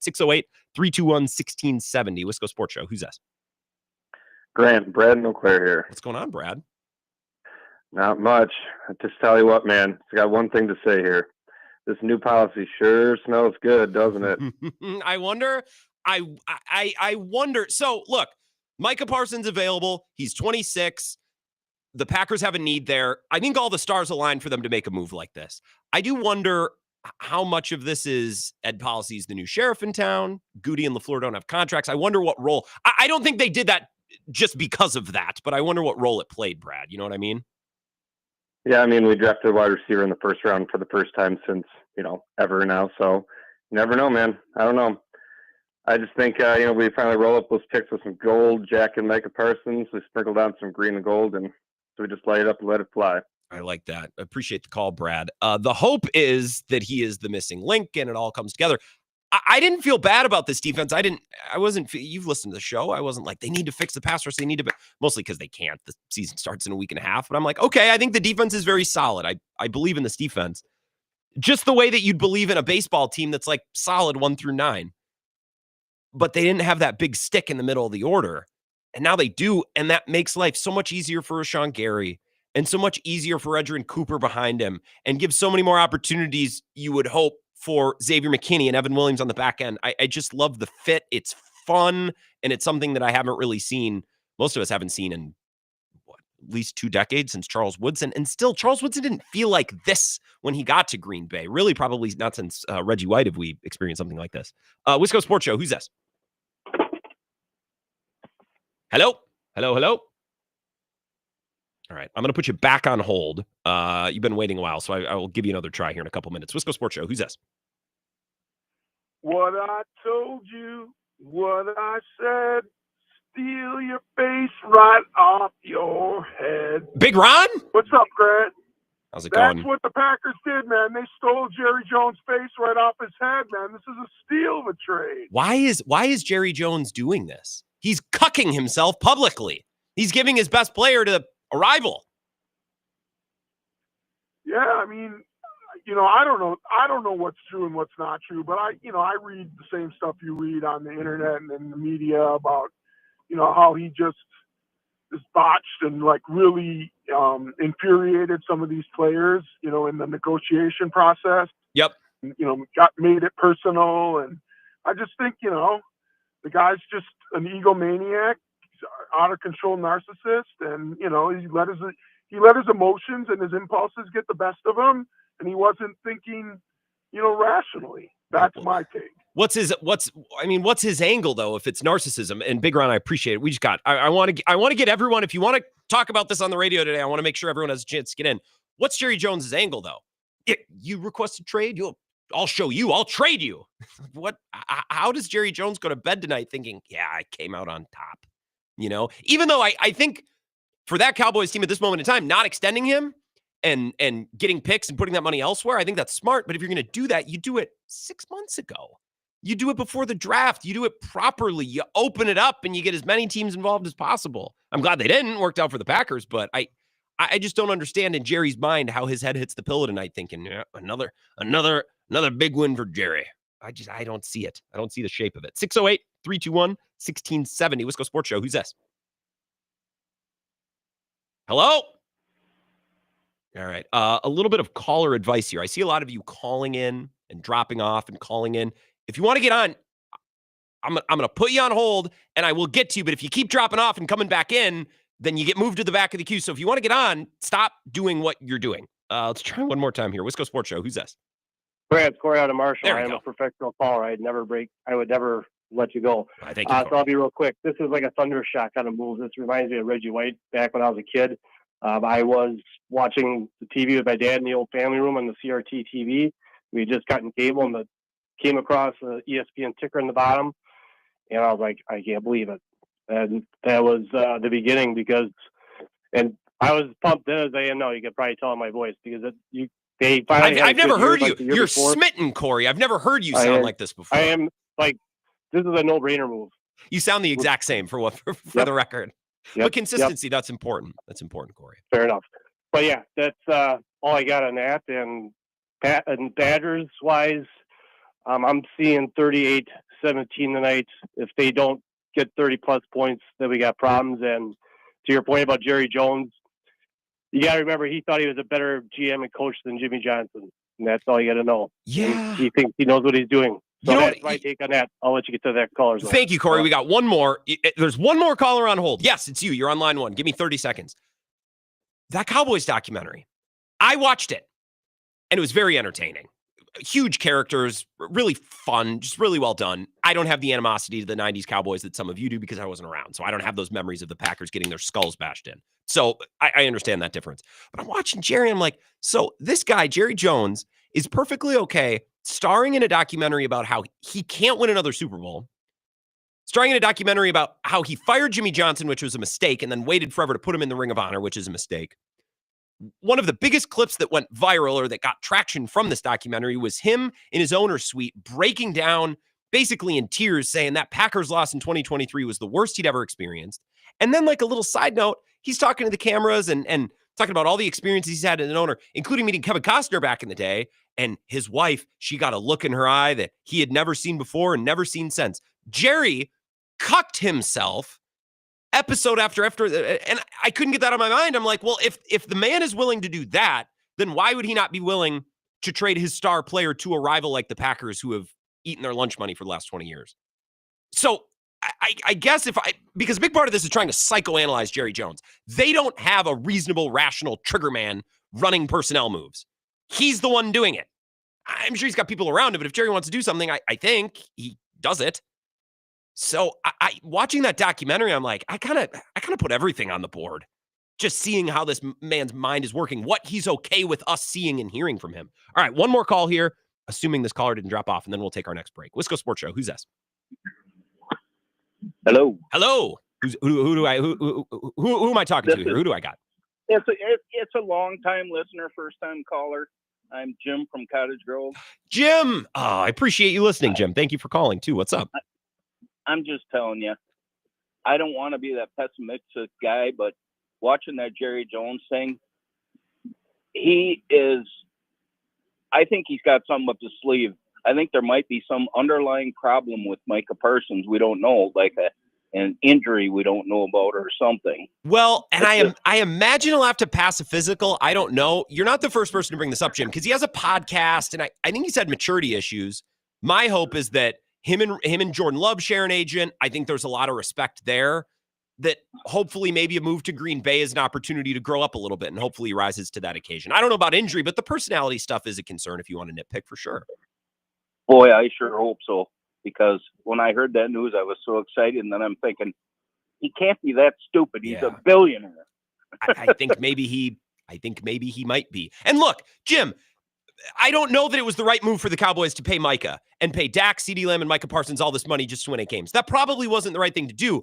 But if you're going to trade him before the draft. Don't trade him now. But this is very Cowboys. The issue is their timing. They often extend their guys, or they make moves that are smart. They just wait way too long and they make a mess of it. Well, I think he just didn't want him to play against the Lions. Yeah, Mike. Somebody brought that up on Bill's show. Jim, I appreciate it. Call back anytime. And thank you for listening in Cottage Grove. Maybe there's something to that. It's like, all right, Micah, but I'm gonna hold on to you and set you up poorly for this upcoming season. I don't know. I think it's all on the table with Jerry. I like Jim's thought. Is like, actually, Jerry might be pulling one over on us, like Pycelle and Thrones. Deleted scene, but like he wasn't actually a doddering old fool. It was just a part that he played. The fishing scene with Tywin on the beach. We'll take a couple-minute break if you're on hold. I promise. 5 minutes. I'm looking at the clock right now. You will be right up next when I get back. I will get right to you, but I got to take a break. We're back to talk more about Micah Parsons next. This is the Wisco Sports Show with Grant Bills on the Wisconsin Sports Zone Radio Network. The Zone Blitz pregame bash is back. Every Wisconsin home game 2 hours before kickoff at the Blue Moon Bar and Grill. And this year, do I have something special for you? It's a perfect snack for game day or any day. Wenzel's Farm Pro Snack Sticks. Come see me and I'll hand you 16 grams of protein to fuel you through the day. Wenzel's Farm offers that and so much more, crafted in small batches using premium cuts of meat, perfectly seasoned, and naturally hardwood smoked. Check out wenzelsfarm.com. Made by pros. For pros. The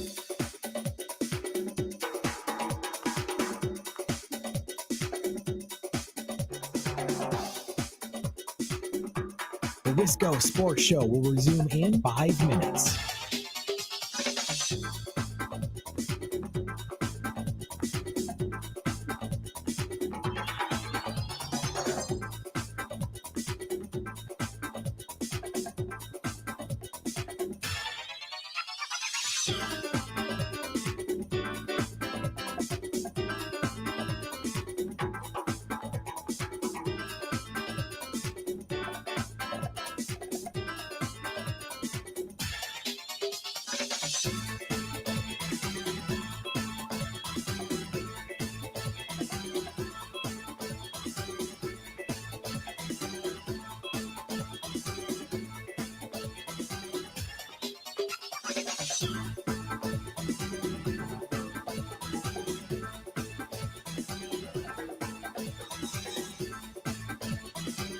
The Wisco Sports Show will resume in 4 minutes.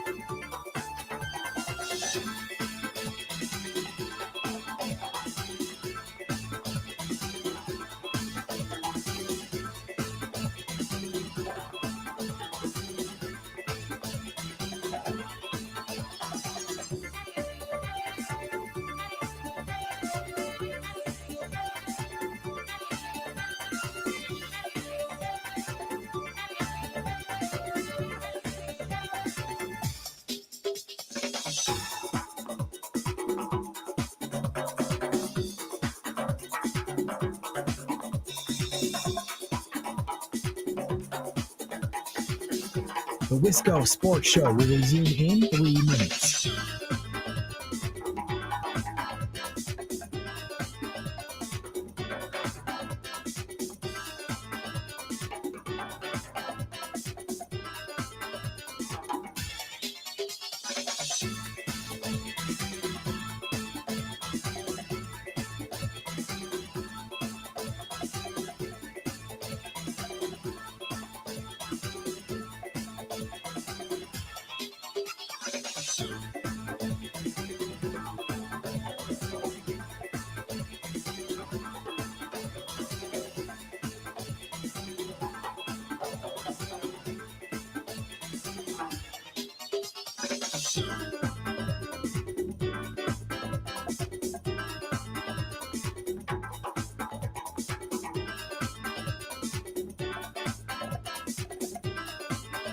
The Wisco Sports Show will resume in 2 minutes.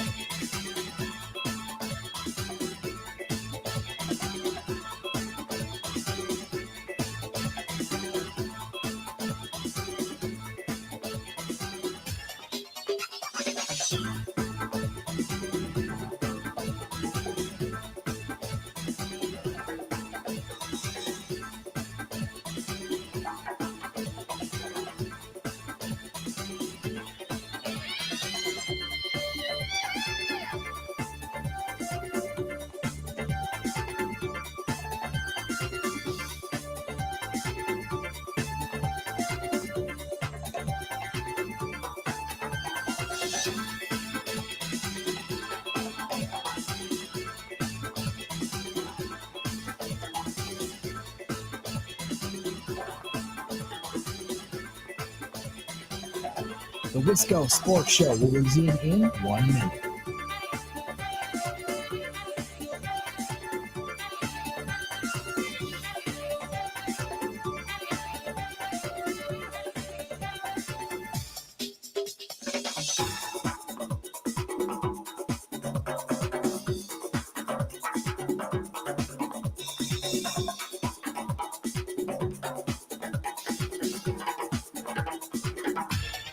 The Wisco Sports Show will resume in 30 seconds.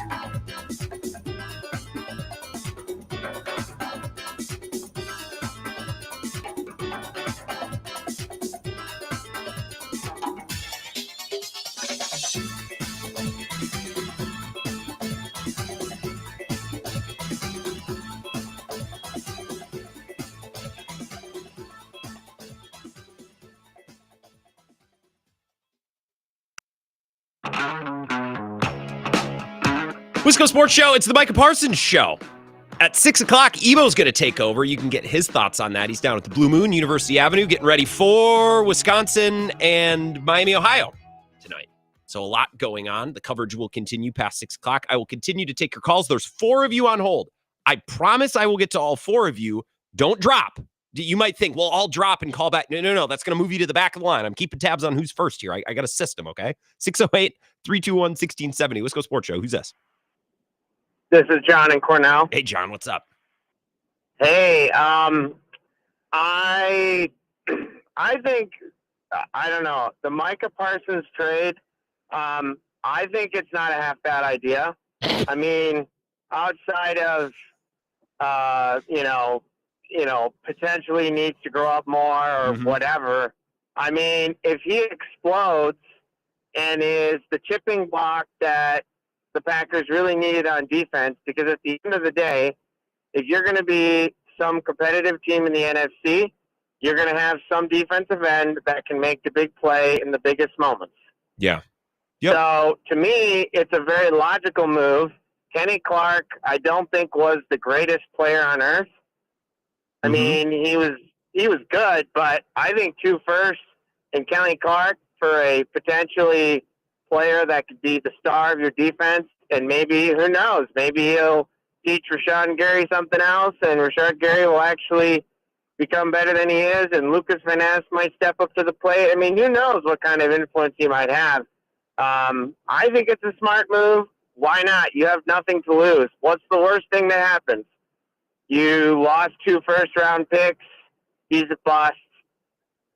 Whatever. I think it's a smart move because you're not going to get any better drafting first-round picks all the time.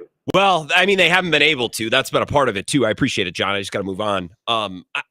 So the maturity thing, that's a tangential concern I have. Hopefully it's like, hey, man, we're the team that brought you in, paid you the money. It's time to perform. Hopefully a little bit of that pressure, not necessarily pressure, but expectations. I think they'd be good for a player. Sometimes that can get him to lock in. You get out of the circus that's, Jerry Jones land in Dallas, too. Again, the Packers don't need him to come in and be the fixer of the defense. He kind of just gets to be the cherry on top. It's like adding one huge power bat into the middle of a lineup that's already pretty solid. You're just missing that one special guy. It makes life easier for everybody else. Let's take some more calls. Wisco Sports Show. Who's this? Hey, Grant, Clemhead, Mike. Hey, Clemhead. I mean, this is an incredible day, is it not? So I'll try to go really quick. I'm really happy that this happened on your show. Everybody's so excited. It's great. Makes for great radio. I remember the hubbub when Reggie White signed. People were actually whining that $4 million a year, nobody's worth that. And then secondly, when I first heard the news, I got a one panel cartoon in my head. Jerry Jones waking up. He's sitting on his bed, holding his head. He's terribly hungover. I did what? Yeah, right. And then take away his brandy. My third thing was I think because of the cool weather, the Brewers think it's April, and that's why they suck now. So I know you're busy, so I'll let you go. Might be. I appreciate it, Clemhead. Thanks for listening up in Chippewa Falls. And I hopefully you heard your guy, Mike Clemens, in hour number 1. He will be on Bill's show tomorrow with audio from the locker room with reaction to this tomorrow in hour number 1. Wisco Sports Show. Who's this? Let's get right back to it. Steve from Monona. Hey, Steve. What's going on? Oh, pretty good. Oh, good. Well, like me and everybody else should be really happy about what happened today. I think it's Ed Policy putting his mark on the team. I think if Mark Murphy was still the president, I don't think this deal would have ever have happened. But I don't know what your thoughts are on that. Well, I don't know. I think the new president and the contract situations of Goody and LaFleur have to play some sort of a role. But I also think this is just such like, it's a solar eclipse, a player at this age, at this position, available. Like that just never happens. It's not like this is a possibility every year and the Packers just happened to do it because they felt a little pressure from the new boss. Like that's not the only reason it happened, but I am curious as to what role that it maybe played and how much weight that carried. Yeah. But like I said, I still don't think if Mark Murphy was still the president, I don't think this deal would have ever have happened because I don't think he would have gave up 2 first-rounders. But I'm glad, I'm glad he's retired. I'm glad we got that policy, and I'm glad we got Mike Parsons. So it's an interesting. I'm glad about all that too, Steve. That was not my first thought. I did not think, well, Mark Murphy never would have done that. I think Mark Murphy would have done something like that. I don't know. I think for the most part, Mark Murphy, other than the coaching search for LaFleur, he took some power there and wielded it. I think he was pretty out of the way.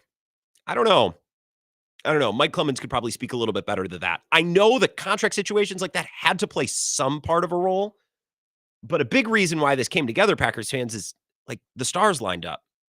The Packers needed help at edge rusher, a 26-year-old guy in his prime who was worthy of that type of contract, and that trade came available, so they did it. I don't know. It's not like there's a potential for a trade like this every year. And finally, because they got, Ginger Mark Murphy out of there, they finally did it. I don't think that's why. I would like to know what weight that carried in that building. Maybe none, but I have to think at least a little, if not more. Wisco Sports Show. Who's this? This is Gabe from Lacrosse. Hey, Gabe. It's been a little bit. What's up? Yeah, it has. I remember the Reggie White thing, too. I remember I was watering my flowers. This time I was sitting in my garage. What kind of flowers? Do you remember? Hostas? Hydrangeas? Oh, yeah. Same stuff. Zinnias, Zinnias. Oh, yeah. But the thing that what Reggie did with the defense is it made offensive coordinators scheme differently. Mm-hmm. And during the game, it changed how, you had to account for him. Reggie also made an average player very good and a very good player above average. And I think that's what Parsons going to do too here. It's you have to account for him it changes your game plan. Yeah. Just guys that you need to circle. Like we need to know where he is on the field. Right, Gabes? And we used to talk about that with Woodson and quarterbacks. You'd see it in highlights where it's like, you just got to know that Woodson's over there. You can't throw that ball. You have to know that he's on that side of the field. You need to be aware of those guys. And I think McKinney was a first team All-Pro last year. We had a caller to the Bill Michaels show earlier today say, well, McKinney's nice, but he's not a difference maker. If he's not a difference maker, then there's not a safety in the NFL that's a difference maker. It's just harder to impact a game play in, play out from the back end because you're relying on the ball to come your way. An edge rusher, you can go clobber the guy every single snap if you can beat your man. It's really easy to have an impact that way. And to your point, Gabes, and I agree, it's not like when the Brewers traded Sabathia, it's like, please take us. Please get us to the playoffs. This isn't that. It's we have a really nice base built, but we're lacking the game changer to kind of bring it all together and to position everybody best. And that's why I'm excited for the football fit. Because it makes me now more excited to watch Rashawn Gary and Lucas Van Ness and Edgerrin Cooper and it makes everything else more exciting. Just a really, really interesting move and great for the entertainment value of watching the Packers, we hope, coming up this year. Wisco Sports Show. Who's this? This is Louie in Eau Claire. Hey, what's going on, Louie? Hey, enough about this Parsons character. Let's talk about Easton McGee. Let's do it. I actually, you know what? The Brewers pitchers did okay the last few days, other than Quintana, who was an absolute disaster today. Considering all their injuries, I thought the pitching held serve. The offense a little unlucky last night. Today, I'm more mad about, for what it's worth. I generally like Quintana, but today of all days, even if you gave up a pile of runs, you needed to go 6 or 7 innings. Yep. Kind of like the rubber-armed lefty veteran. Yep. You need to be like, hey, even if you're throwing batting practice, even if you give up 8 runs, that's what we need today. And that was really, really frustrating. You can't throw 100 pitches in 3 2/3. It's just not an option today. No. I agree. Throw the ball over the plate. Whatever happens, happens. And we'll get to Diamondbacks, who have a lineup that's actually amazingly good. Yeah. Throw batting practice, whatever.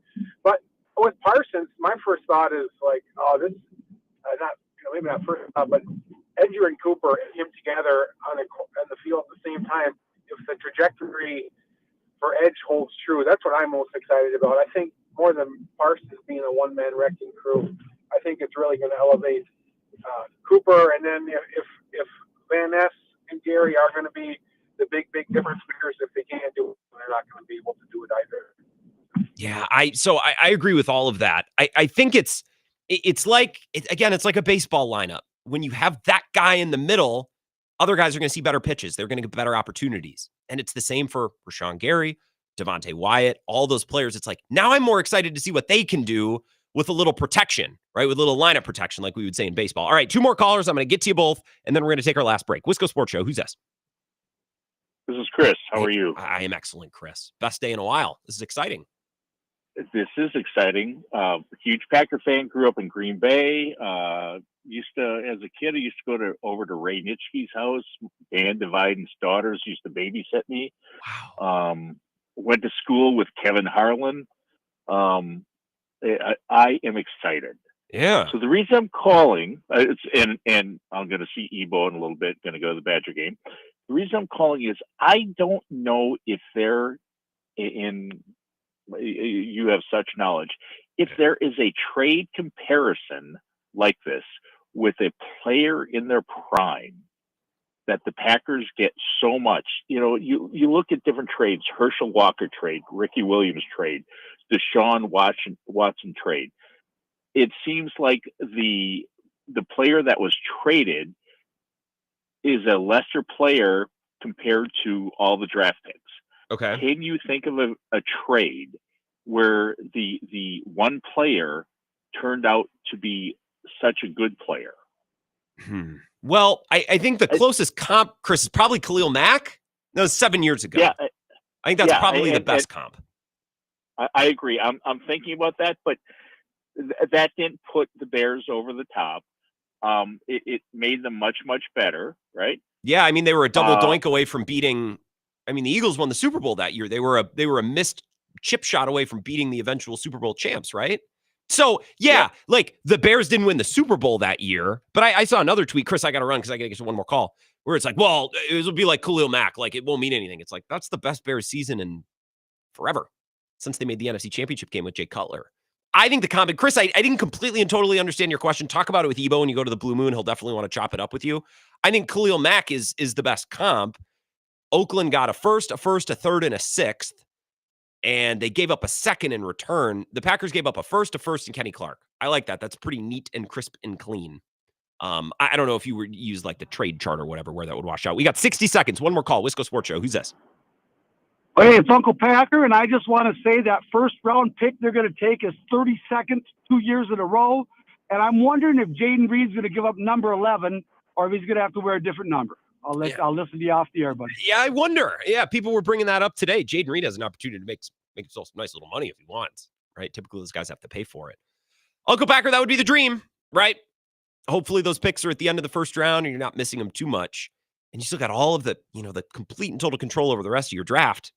It's not too darn bad, although the draft show might suck next year.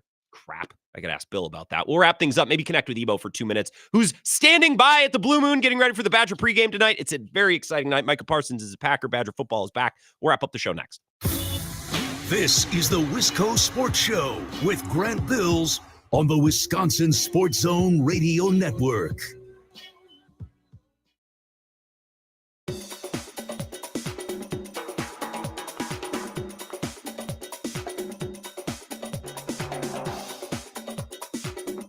The Wisco Sports Show will resume in 3 minutes.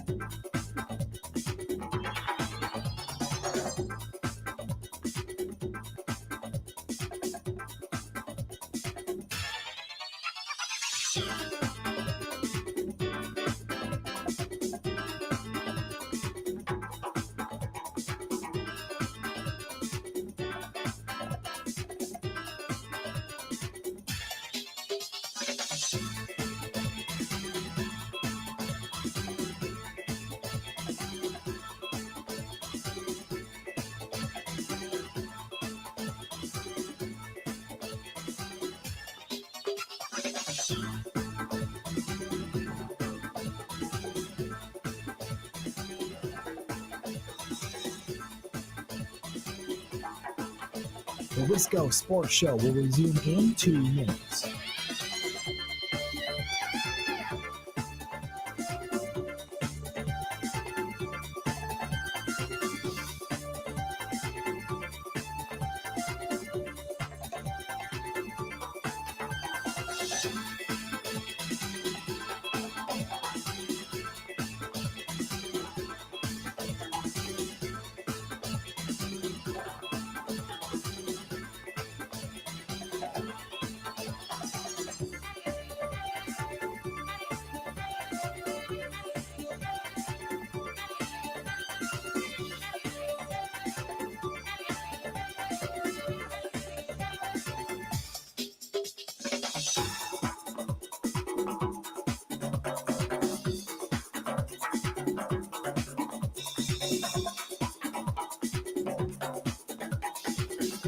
The Wisco Sports Show will resume in 1 minute.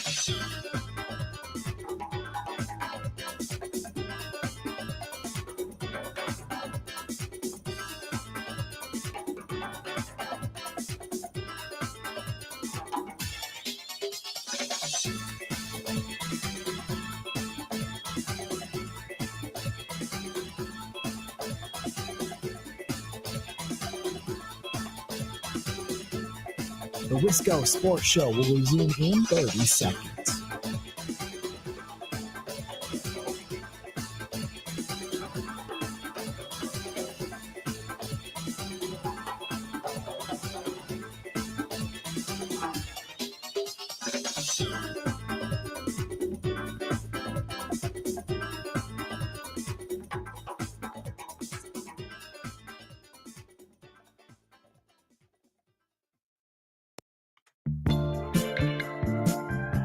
Wisco Sports Show, last couple minutes. Micah Parsons is a Packer, took all of your calls. It was an absolute blast of a show. I want to connect with my friend and my coworker. Ebo's getting ready for the Badger game, the pregame bash going down at the Blue Moon on University Ave. Ebo, I hope you're already sipping on something, my friend. This is a huge day. Grant, I just had a shot of Malort with Matt Cross Plains. It's beautiful. A shot of Malort. I just talked with Matt in Cross Plains. He's excited, but yeah, go ahead. Yes, you gave me a shot of Malort tonight. You'll fight your dad. Kick your taste buds in the balls. Drink Malort. Mike is a Packer, Ebo. 30 seconds. Your take. Super Bowl bound. Reggie White got him Super Bowl. Charles Woodson got him Super Bowl. Micah Parsons got him 27 first Super Bowl. Aaron Rodgers 27 first Super Bowl. Jordan Love turns 27 November 2nd Super Bowl. Wow. Well, party with listeners, Ebo. I might just be tempted to stop down there myself. Enjoy the game. Was that good? I think that was excellent, Ebo. That's everything. Was that 30 seconds was good? That was an excellent 30 seconds. Enjoy the party. There's a little delay, so I won't belabor this. But enjoy the party. Enjoy the show. We'll talk soon. Oh, Grant, I love you more than my own life. I love you. I love you more than words can tell, Ebo. Thank you. Appreciate that. The Zone Blitz Bash coming up in just a couple of minutes. So stop down there at the Blue Moon, have some beers, have some food. I didn't realize kickoff isn't until 8. So if you're like, well, I don't know, I want to make sure I get to the game on time. Yeah, don't worry, that won't be a problem because they're kicking off at 8 for cocked a reason. We're not dragging this down with negativity about the start time. Micah Parsons is a Packer. We'll pick this up tomorrow after Ebo's show, of course, tonight. You can look forward to Ebo tomorrow. I know Mike Clemens is going to be on with Bill in the first hour, reaction from the locker room and everything from today. And I see Jane Slater tweeting that the Cowboys will be holding a presser at 6:30 tonight at the Star. Jerry tonight behind a microphone will be box office. I'm looking forward to that. So have a great night. Enjoy the Badger game. We'll pick this up tomorrow. Thank you for listening always.